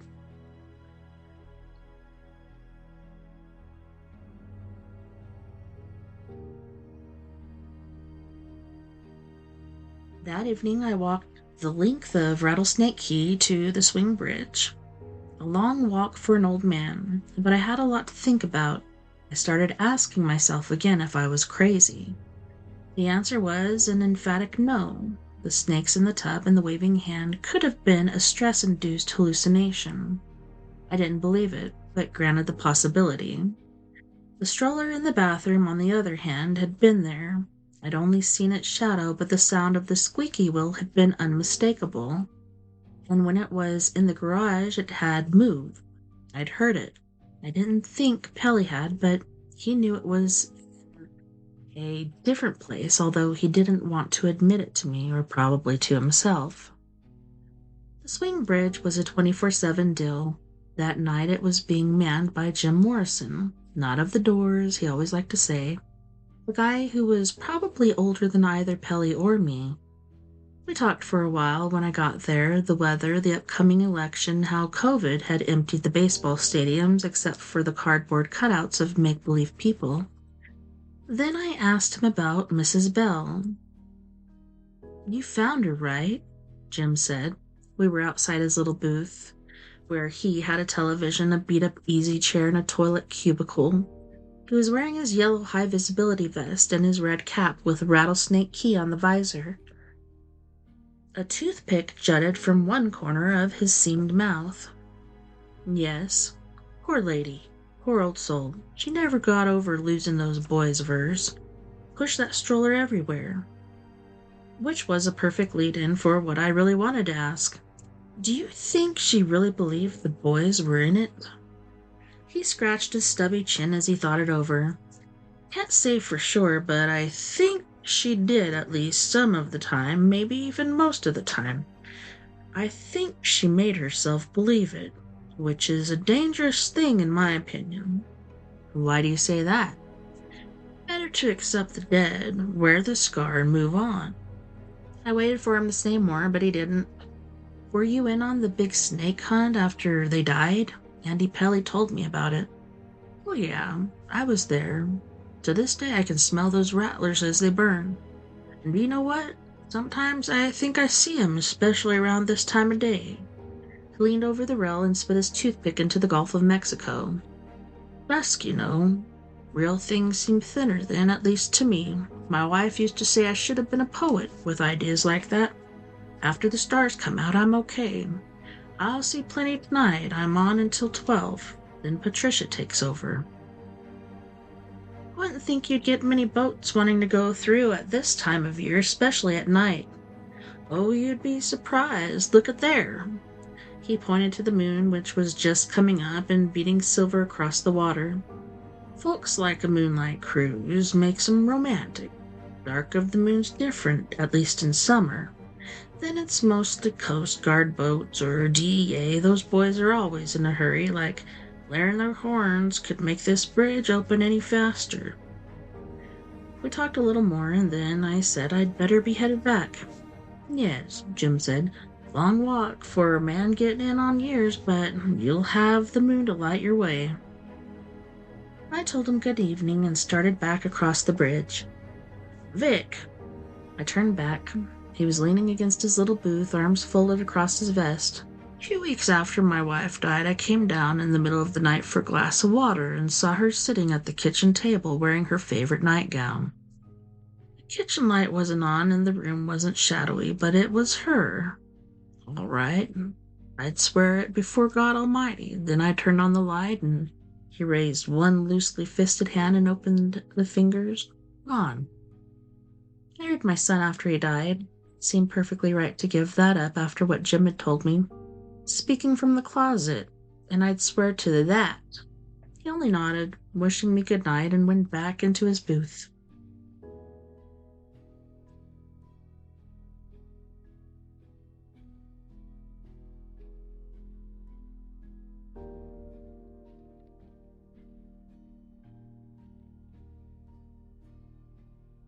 For the first mile of my walk, maybe a little more, there were plenty of houses. First those of ordinary size, but getting bigger and fancier as I went. There were lights in a few of them, with cars parked in the shell driveways, but most of the houses were dark. Their owners would come back after Christmas and leave before Easter, depending on the pandemic situation, of course. Once I passed the swing gate at the north end of the quay, the few McMansions on this part of the island were hidden behind the rhododendrons and palmettos that closed in on both sides of the road. The only sounds were the crickets, the waves breaking on the Gulfside beach, a whippoorwill, and my own footfalls. By the time I reached the yellow police tape closing off Mrs. Bell's driveway, it was almost full dark. That three-quarter moon had risen enough to light my way, but it was still mostly blocked by the foliage that grows in Florida's hothouse climate. As soon as I passed Allie's driveway, the squeaking started. It was 30 or 40 feet behind me. My skin broke out in bumps. My tongue stuck to the roof of my mouth. I stopped, unable to walk, let alone run. Not that with my creaky hips I could have run far anyway. I understood what was happening. They had been waiting for me in their driveway, waiting for me to pass so they could follow me back to Greg's. What I remember most about the first moment is how my eyes felt, like they were swelling in their sockets. I remember thinking that if they popped, I'd be blind. The squeaking stopped. Now I could hear another sound, my own heartbeat, like a muffled drum. The whippoorwill had fallen silent, so had the cricket. A drop of cold sweat trickled slowly down from the hollow of my temple to the angle of my jaw. I took a step. It was hard, then another, a little easier, a third easier still. I began to walk again, but it was as if I were on stilts. I had gotten perhaps 50 feet closer to Greg's house when the squeaking started again. I stopped and the squeaking stopped. I started forward on my invisible stilts and the squeaking started. It was the stroller, the twins pushing the stroller. They started when I started and stopped when I stopped. They were grinning, I was sure of it, because it was a fine joke on their new what? What exactly was I to them? I was afraid I knew. Allie Bell had left me her house, money, and investments, but that wasn't all she had left me, was it? Boys, I said. My voice was not my own. I was still facing forward, and my voice was not my own. Boys, go home. It's past your bedtime. Nothing. I waited for cold hands to touch me or to see dozens of snakes weaving their way across the moonlit road. The snakes would be cold too, until they bit, that was. Once the poison was injected, the heat would begin, spreading toward my heart. No snakes. The snakes are gone. You could see them, but they wouldn't be real. I walked. The stroller followed. Squeak, and squeak, and squeak. I stopped. The stroller stopped. I was close to Greg's house now. I could see the bulk of it against the sky, but that was no relief. They could come in. They had come in. See us, see us, see us. Roll us, roll us, roll us. Dress us, dress us, dress us. The thoughts were maddening, like one of those earworm songs that gets in your head and won't leave. Delta Dawn, for instance, but I could stop them. I knew what would make them go away, at least temporarily. They also knew. See us, roll us, dress us. I didn't dare turn around, but there was something I could do if I dared. My phone was in the pocket of my shorts. I took it out, opened the camera app, and reversed the image so I was looking at my own terrified face, corpse pale in the moonlight. I raised the phone over my shoulder so I could look behind me without actually turning my head. I tried to steady my hand, hadn't realized it was shaking until then. Jacob and Joseph weren't there, neither was the stroller, but their shadows were there. Two human shapes and, angular one, the double buggy their mother had pushed them around in. I can't say those disembodied shadows were worse than actually seeing them would have been, but they were terrible enough. Pushed the button to take the photograph with my thumb. Sure it wouldn't work, but I heard the click. See us, roll us, push us. I closed the photo app and opened the voice memo. See us, roll us, push us. I thought those shadows were too long to be shadows of 4-year-old children and thought again of Donna at the end of her life. You're all grown up. Look how tall you are. See us, roll us, push us. I started walking again. The squeaking followed me, close at first, then gradually falling behind. By the time I reached Greg's house, it was gone, but the clamoring thoughts, not voices, thoughts in my head were louder than ever. They were my thoughts, but I was being forced to think them. The stroller was back in the courtyard, of course it was, and casting the same angular shadow I'd seen on my phone. The shirts were still neatly draped over the seats, Heckle on one and Jekyll on the other. I knew how to quiet the storm in my head. I touched the backs of the seats. I touched the shirts. The clamoring, repetitive thoughts died. I pushed the stroller back into the garage, then stepped away from it, waiting. The thoughts didn't return, but they would, of course. Next time, they would be louder and more insistent. Next time, they would want more than my touch. Next time, they'd want to go for a ride.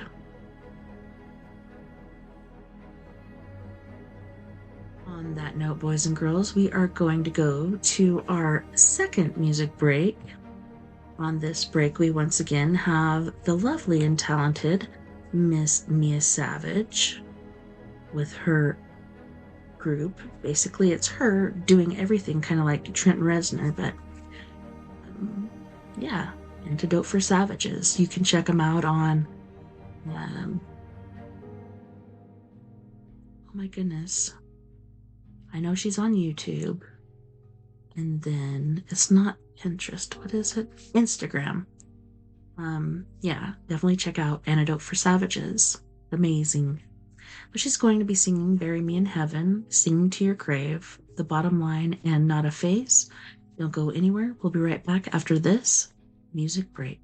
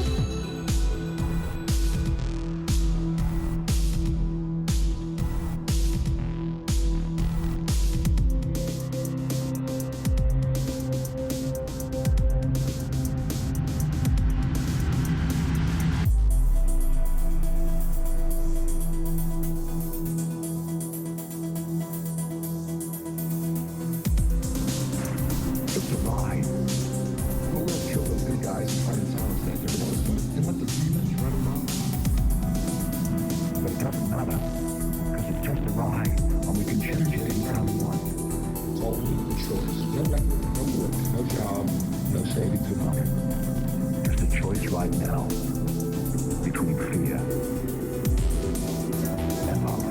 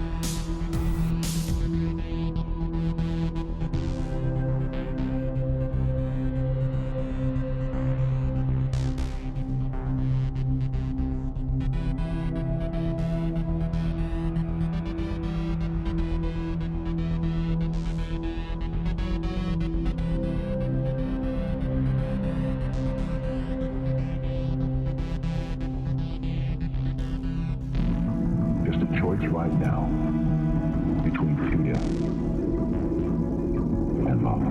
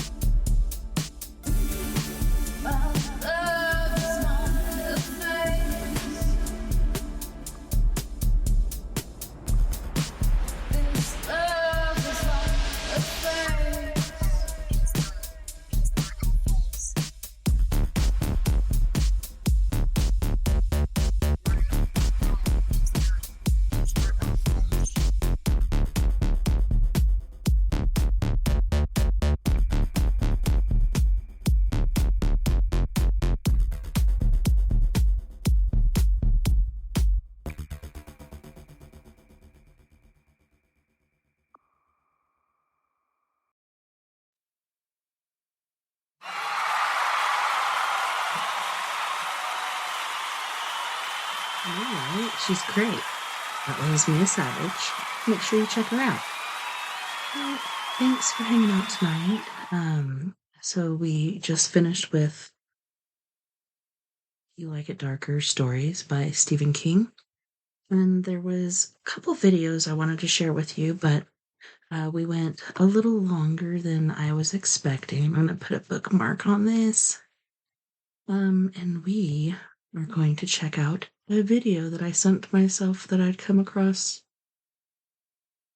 Okay, we need to go back because it's this next one about Chaco Canyon. And I'm super excited because this is not too far from where I live, and I'm wanting to do some videos of paranormal investigations I do or places like this that I can go visit. But yeah, I really wanted to share it with you guys and see what you thought. Pause it really quick. Unmute.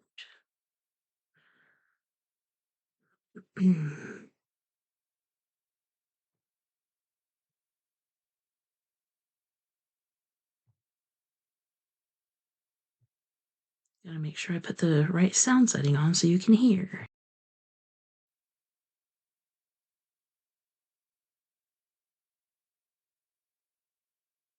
Files is brought to you by Factor. In 1972, 3 hikers discovered And what he said was the Y files, but we missed that first little portion. a hidden room carved into a wall of Chaco Canyon. The New Mexico desert was well over 100 degrees. Inside the cavern, the temperature was a comfortable 72. Artifacts were everywhere: pottery, tools, weapons. Experts dated everything to the 8th century. Every item except one. A compass-like object covered in symbols nobody recognized, made from an alloy that wouldn't exist for another 1,000 years. Within 48 hours, the National Security Agency seized the site. They called it Project Ancient Arrow. The NSA studied the room for months, then sealed it. 21 years later, a cave-in revealed the truth. This wasn't just a room, it was an entrance. Wait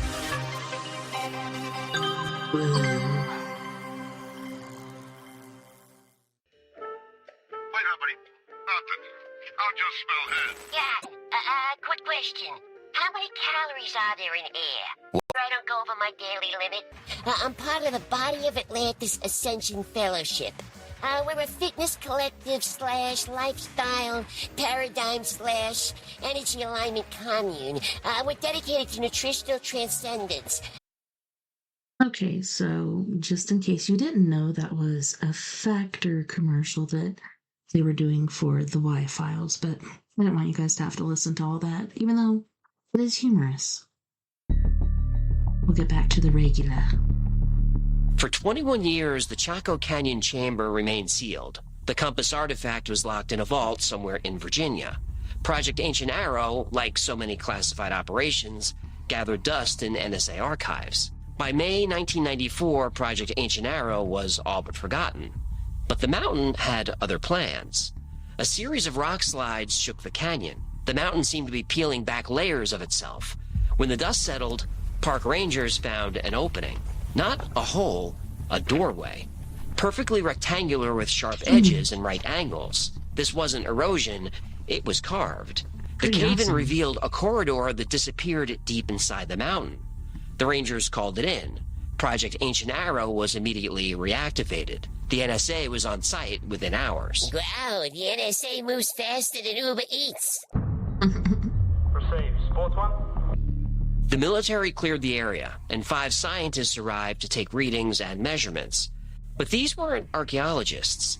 They worked for the ACIO, the Advanced Contact Intelligence Organization, a subsection of the NSA.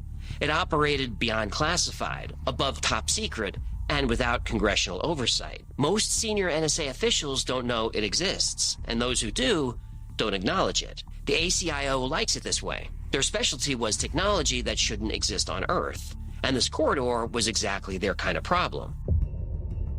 The passage spiraled upward through solid rock, not carved, melted. The walls were polished at the atomic level, covered in glowing symbols that seemed part of the stone itself. 23 chambers branched off at regular intervals. The spiral formed a perfect double helix, DNA carved in stone. Every chamber contained artifacts, paintings using pigments nobody could identify, musical instruments that created frequencies humans couldn't hear, star charts drawn from somewhere else in the galaxy. The same symbols from the corridor were in every room. Chamber 23 was different, though. No symbols, no artwork, just one artifact, a small optical disc. It looked like a CD. What year was this? 1994. Probably an AOL disc. It wasn't an AOL CD. You sure? They were everywhere. It wasn't a CD at all. It just kind of looked like one. And scientists still assumed the disc contained digital information, but when they tried to read it, nothing worked. Lasers failed. Electron microscopes showed only a smooth surface.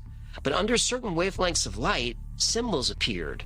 Thousands of them, layered in three-dimensional patterns, the same symbols that covered the walls.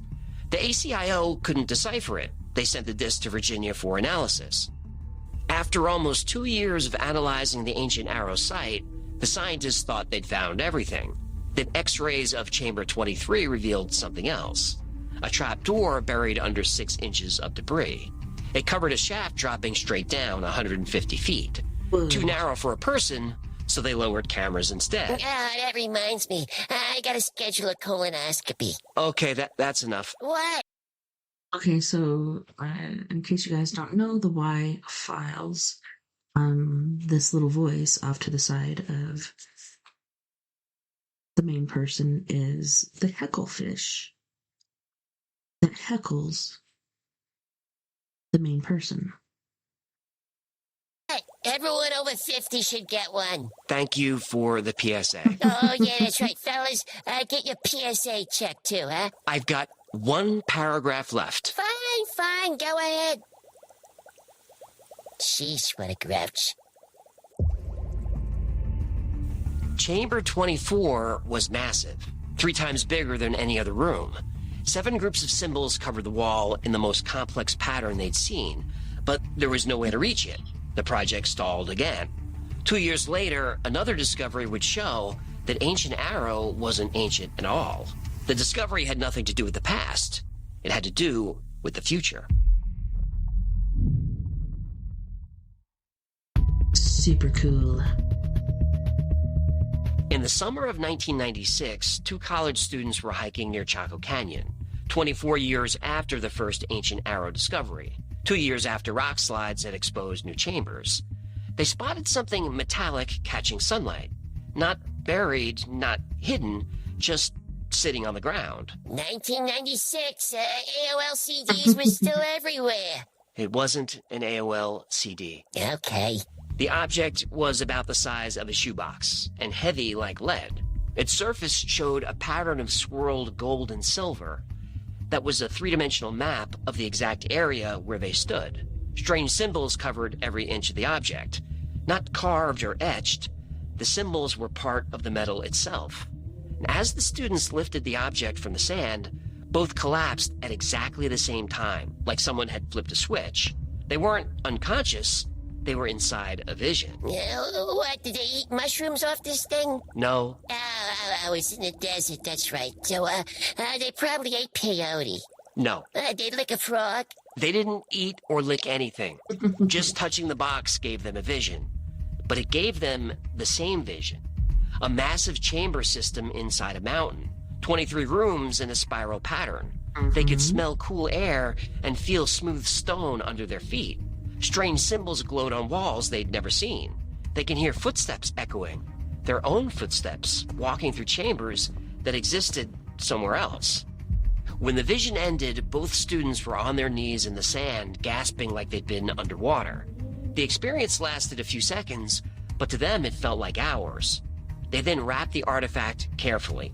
Neither wanted another experience. Yeah, nothing's worse than a bad trip, am I right? I don't know what you're talking about. Come on, yes you do. Please, there are kids watching. Yeah, right. Sorry, kids. By bad trip, I just mean, a weekend in Portland. Be nice. Anyway, they brought the shoebox artifact to their archaeology professor. But when he touched it, nothing. No visions, no reaction. Whatever happened to his students didn't happen to him. He noted the unusual metal composition and the unknown symbols. He uploaded the findings to academic databases to see if anyone recognized this artifact. Unfortunately for the professor, somebody did. The internet was still new to most people in 1996, but it wasn't new to the NSA or its secret internal division, the ACIO.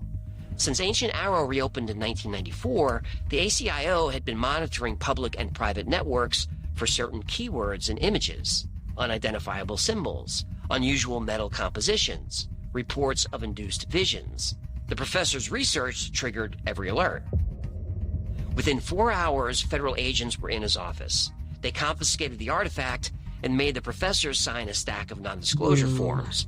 The agents added a few threats about national security, treason, and prison. Just to be clear, the object went directly to Dr. Jameson Neruda, ACIO's top linguist and technology specialist, the same man who'd been trying to decrypt the optical disc for 2 years. This artifact would show him what had been missing. The symbols weren't a language, they were instructions.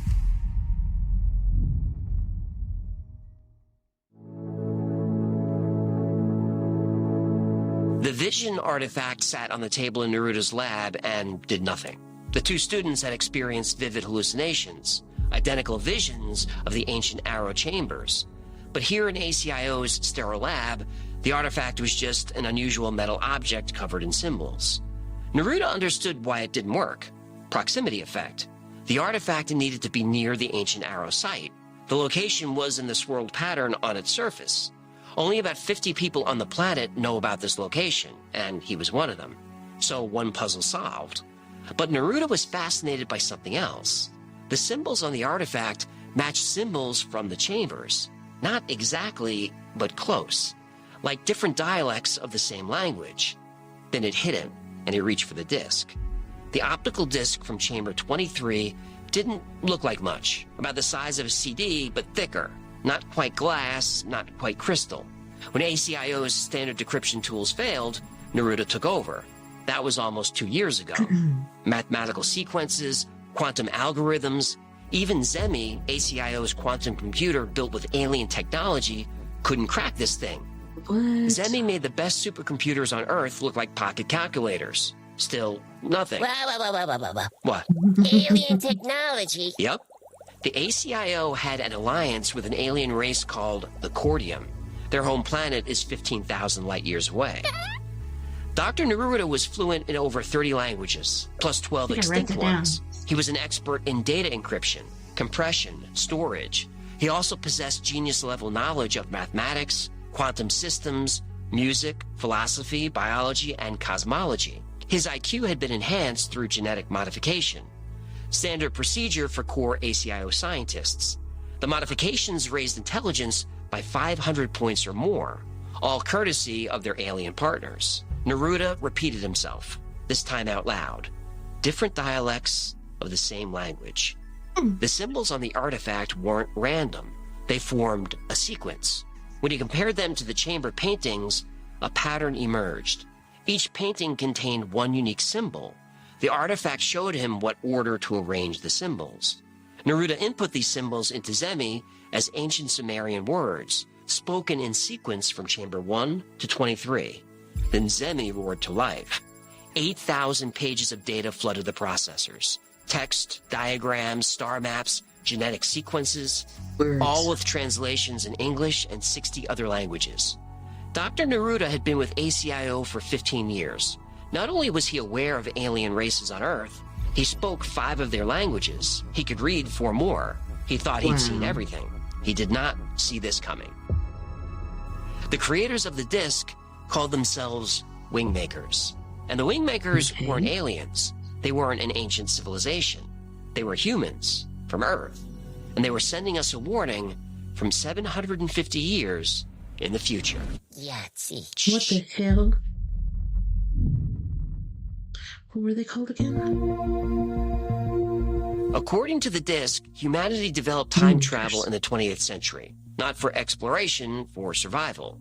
These future humans were on a timeline where Earth gets invaded by synthetic beings called the Animus. The Animus were more than just machines. They were an android race with artificial intelligence driven by one obsession: to become soul carriers, to achieve immortality. But they lacked organic nervous systems, the very thing needed to carry a soul's higher frequency. So they needed our DNA, not just to reproduce, to evolve. And they didn't choose Earth randomly. We're a genetic library. Our DNA carries something rare in the universe, a full range of emotions, the key to the human soul. The Animus wanted our source code, the original blueprint of human genetics. And they'd been here before, 300 million years ago, and again about 9,000 years ago. Both times they found humans too primitive for their needs. But they were scheduled to return in 2011, and this time they'd find us useful. The timeline was specific. First, infiltration. They'd appear as friends, advanced beings here to help. They'd work with the United Nations to bring stability to Earth by creating a global governing body. One world government? Yep. The group is called the Incunabula. Another word for Illuminati. Yep. And their plan is to control the world's money supply and natural resources. These would be distributed by the Incunabula, who are android-human hybrids. Anyone check Klaus Schwab for wires? They would implement a paperless electronic currency that tracks the spending habits of everyone on Earth. This would give the Incunabula insight into individual affairs and allow them to manipulate global events. By 2018, the Incunabula would be running the world. But this future could be avoided. The disc explained how. What we perceive as normal biology is actually a suppressed version of our full genetic potential. Humans have 23 pairs of chromosomes. The Wingmakers claimed we can activate 24. And here's why that mattered. The Animus can only harvest from standard human DNA, our current 23 chromosome pairs. Humans with 24 activated chromosome pairs would be useless, like incompatible software. 7 sites around the world would trigger this activation. It could be done simply through meditation. As more people meditated, dormant DNA would activate. First 2 pairs, then 4, then 12, eventually all 24. And the disc had another solution. Use time travel to stop the Animus from ever finding Earth. So humanity had 2 defenses, one biological and one technological. Dr. Neruda understood the value of both options, but ACIO's leadership was split. Half wanted to use technology, half wanted transformation. Neruda was caught in the middle, but he knew he'd have to make a choice. And the choice wasn't just about technology versus consciousness, it was about who decides humanity's future.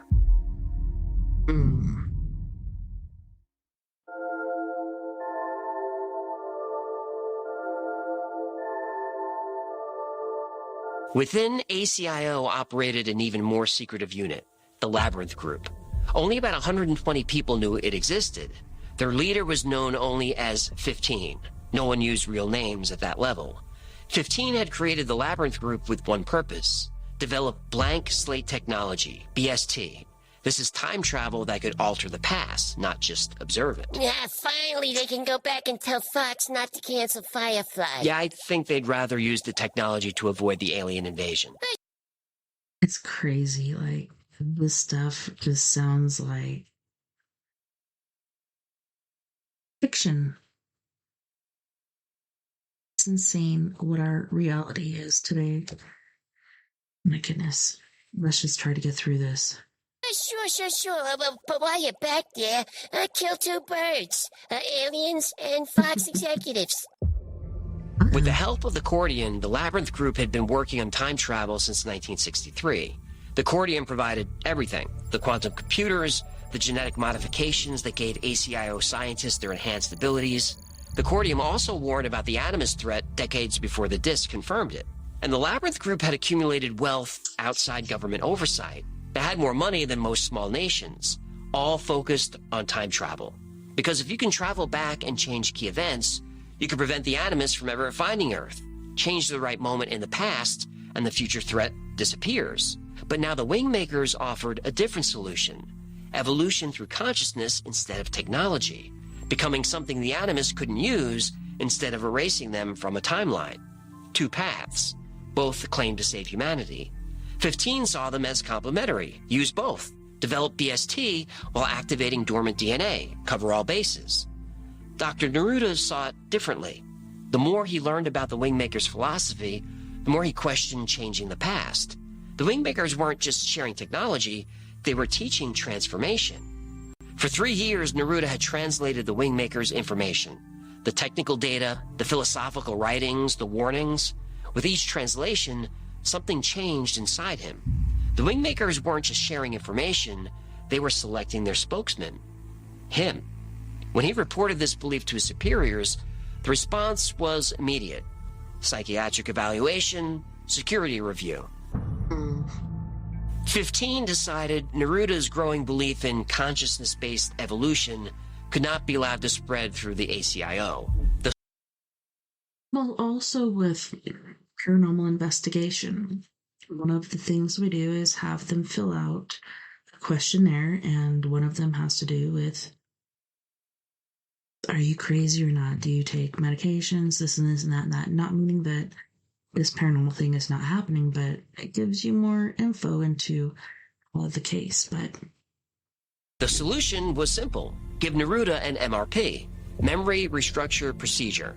This would erase his memories of the Ancient Arrow Project, standard protocol for personnel who became compromised. Neruda had done these procedures himself. It was routine. Colleagues returned to work with gaps in their memories, confused but compliant. Now it was his turn. The MRP was scheduled for 3 weeks later, December 15th, 1997. He marked it on his calendar. He put his own mind wipe in his calendar? Yep. Tuesday, dentist. Wednesday, mind wipe.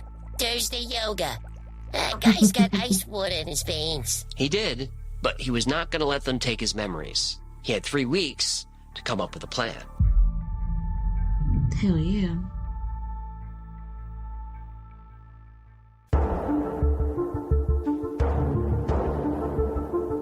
Dr. Neruda had 3 weeks before they erased his mind. He spent those weeks watching his colleagues differently. Brilliant minds trapped in a philosophy of control. Every problem required a technological solution. Every threat demanded superior firepower. The idea that humanity might transform itself through consciousness, that seemed impossible. But consciousness was the one thing the animists couldn't harvest. Synthetic beings needed genetic material, not awareness. The Wingmakers understood this. On December 13th, 1997, during a routine shift change, Dr. Jameson Neruda walked out of the ACIO facility. No elaborate escape plan, no security breach. He understood their systems well enough to slip out during a brief surveillance gap. By the time they noticed he was gone, he'd already have destroyed his traceable implants and begun searching for someone willing to hear an impossible story. 2 days later, he made contact with a journalist named Sarah. He had a lot of information to share, and less than 12 hours before the next remote viewing sweep would find him. Remote viewing sweep? Oh, yeah. The ACIO had a team of psychics on staff. Yeah, of course they did. There's so much more to the story, which is why we'll be revisiting it from time to time. Anyway, Neruda promised to tell Sarah everything about the ACIO, the Labyrinth Group, the Cordium Alliance, humanity's hidden history and potential future, but most importantly, who the Wingmakers were and what they really wanted. They weren't time travelers trying to save humanity from invasion. They were teachers. The animist threat was real, but it served a larger purpose. Crisis forces evolution. The approaching danger would push humanity to activate dormant capabilities, not through technology, through higher consciousness. Then humans would be useless to the animists. Neruda had 12 hours to convince Sarah, 12 hours to plant the seeds of transformation, 12 hours before the ACIO found him and took his mind.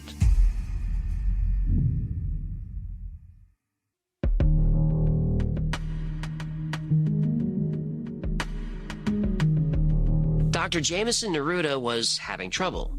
Finding someone to hear his story was harder than escaping. Academics wanted credentials. Journalists wanted proof. Yeah, journalists demanding proof. I remember those days. Journalist Sarah, he never learned her last name, was his fifth attempt. When they met in a diner outside Sacramento, he had 12 hours before the next remote viewing sweep. He gave 5 long interviews, enough to expose the ACIO, the Labyrinth Group, the Cordium Alliance. But as Neruda began talking, he realized the conspiracy wasn't the real story. The real story was transformation. Neruda explained how the Labyrinth group approached everything backwards. They saw consciousness as a problem to overcome with better processors. They saw time as something to control rather than understand. The Wingmakers suggested defense wasn't about building bigger weapons or rewriting history. It was about becoming unharvestable through higher consciousness. Sarah recorded everything: the technical specifications, the philosophical frameworks, the countdown to 2011. But Neruda could see her struggling with the same question everyone asked. Why should anyone believe this? He had no proof. The artifacts remained locked in ACIO vaults. The disk translations existed only in classified systems. His enhanced genetics couldn't be verified without special equipment.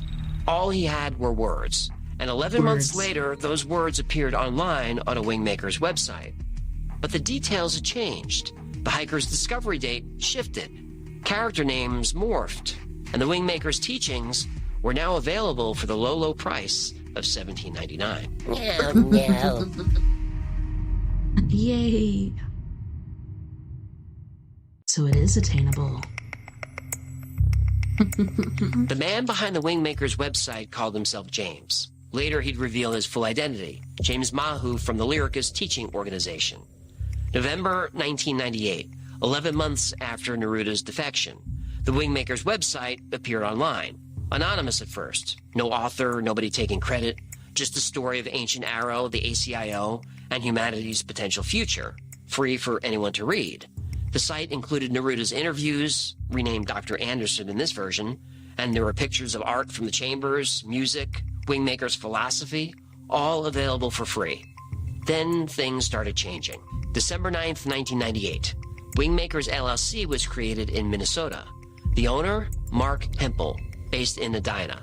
A month later, subtle changes appeared on the website. The hiker's discovery date shifted from 1972 to 1996. The chamber count increased from 23 to 24. Dr. Neruda became Dr. Anderson. The changes were small, easy to miss unless you were paying attention. The transformation accelerated in 2001. March brought the first commercial product, $17.99. By the end of the year, what started as a free revelation had become a whole product line. Music CDs priced at $108. Over $100 for a CD? What the Yep. hell? I'm telling you, merch Where is is way this too going? cheap. No, it isn't. The website sold art reproductions, philosophy collections, complete packages with bundled discounts. James finally revealed himself through email interviews. He claimed the identity Mahunahi, a translator for the Lyricist Teaching Organization. Not from outer space, but not quite human either. He described using sensory bilocation, a technique for gathering information across dimensions. He positioned himself as a What? translator, not a creator. The Wingmaker's material were real. He didn't write them, he just made them accessible. But the changes kept coming. The Cordium's home planet moved from 15,000 light years away to 15 million. Scientific details were updated to match current theories. New websites popped up: eventtemples.org, lyricist.org, sovereigntintegral.org. Each site added details to the story, and each offered more products. The original story, Dr. Neruda's, was buried under spiritual teachings and expensive merchandise. Years later, James would describe the Wingmaker's materials with a specific word.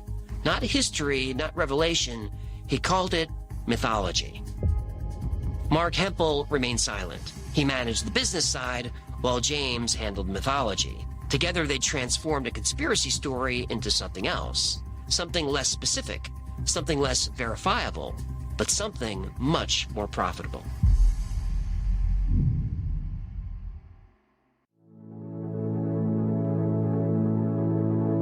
We've got desert canyons with secret labs, time-traveling humans warning about synthetic invaders, alien alliances, DNA activation, humanity's salvation through consciousness.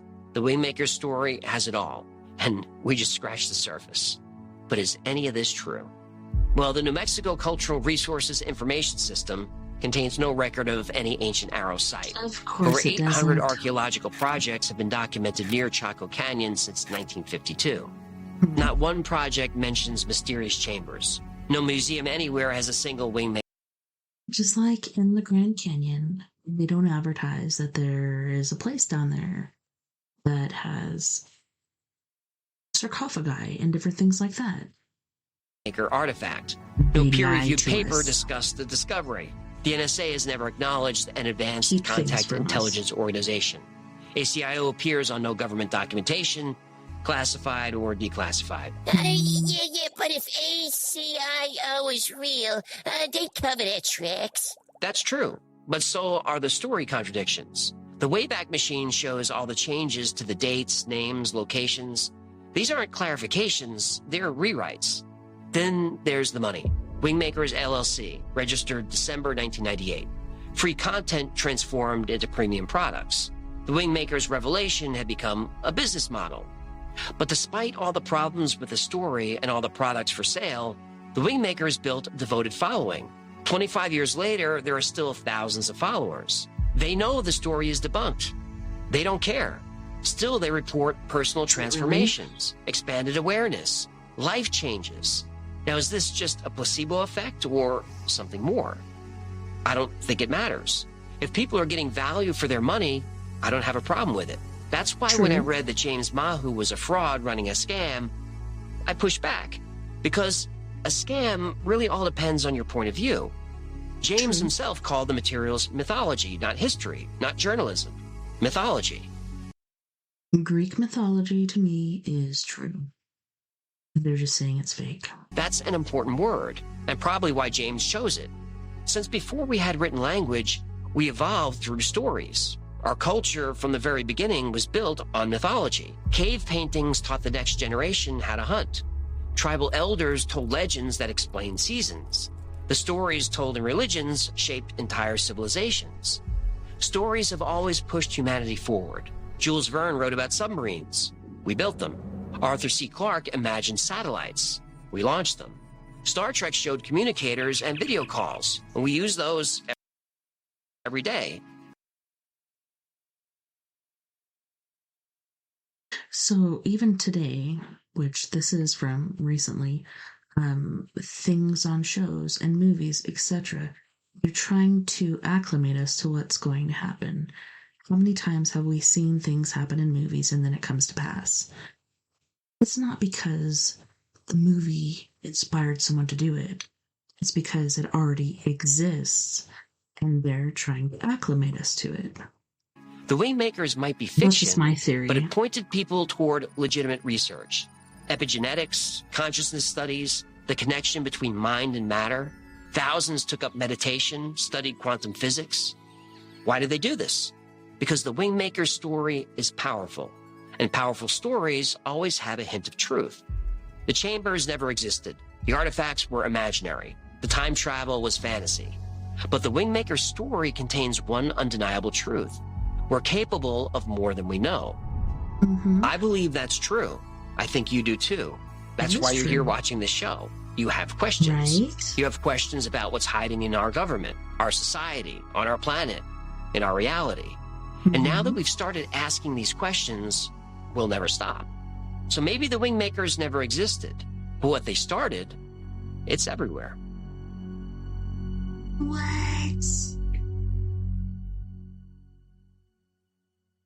Thank you so much for hanging out with me today. My name is AJ. That's Hecklefish. It's Bella. This has been the Y-Files. If you had fun or learned anything, do him a favor, subscribe, comment, like, share.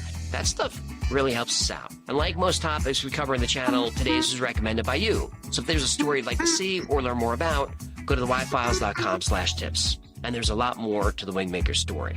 Remember, the Y-Files is also a podcast. Twice a week, I post deep dives into the stories we cover in the channel and also post episodes that wouldn't be allowed on the channel. It's called the Y-Files Operation Podcast, and it's available everywhere.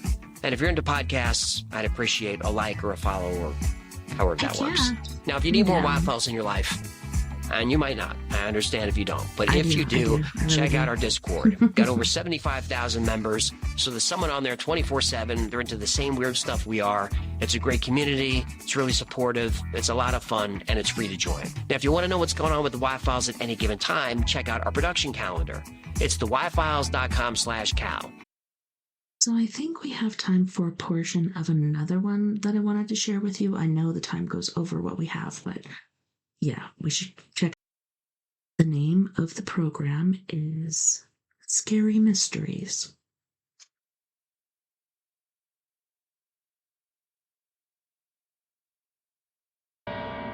Every town has a dark side. Oh, yeah.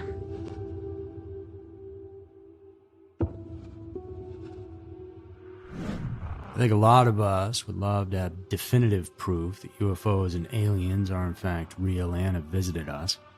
I know they It feels are. like that's the case for certain, but when the government actively works to tell you otherwise, well, you end up where we are now. Just a whole bunch of stories that all vary in detail depending on who you ask, what media outlet you read, or the documentaries you watch. With so many UFO sightings from all around the world, we're forced to ask several questions in order to find the truth. Are these eyewitnesses all just making it up?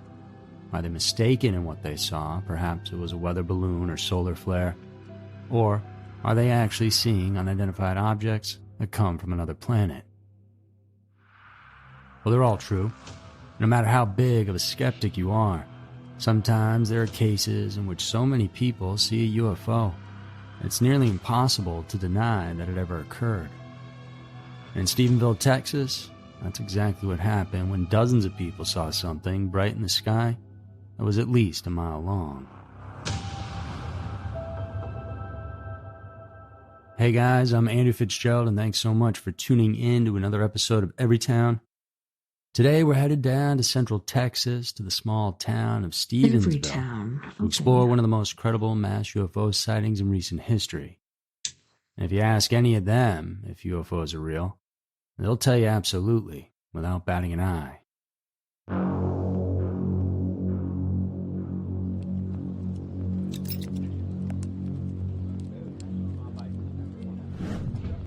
On Tuesday, January 8th of 2008, 50-year-old pilot Steve Allen was hanging out in the back of his house with some friends after work, drinking some beers and sitting by the fire pit. The sky was big, the sun was laying low, so the sky was just turning dark around 6 p.m. when something caught his attention. All of a sudden, I see some real bright, high-intensity light off to the east, headed our way at a high velocity of speed. The lights were so bright, it was unlike anything I'd ever seen. It was almost blinding to look at them. Then what amazed me is there was no wind noise, no engine noise. There was silence. When it came past us, I developed the most peaceful, easy feeling I think I've ever had in my life. It was almost like a religious experience, like I was at one with whatever it was. Something I've never had before or since then.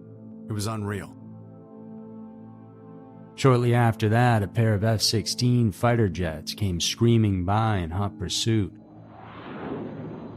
Although, noticeably, they didn't have a real chance of catching the object.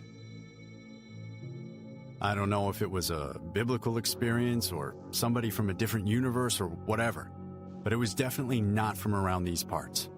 And in my head, I'm wondering, is it War of the Worlds? What's going on?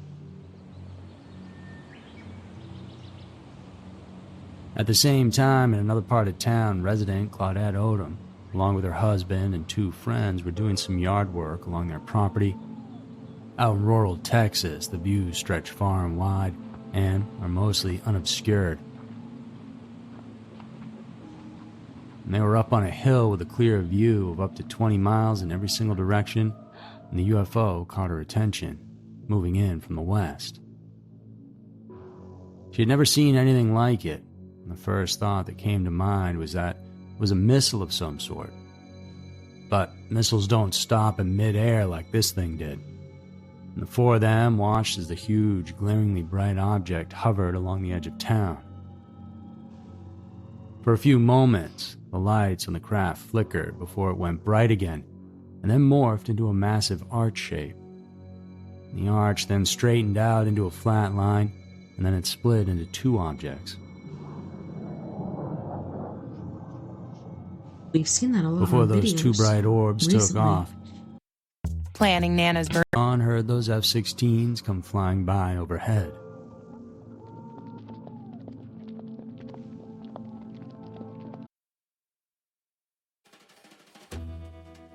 Thank you so much again for hanging out with me tonight on We Are Paradox Media's Late Night in the Rockies.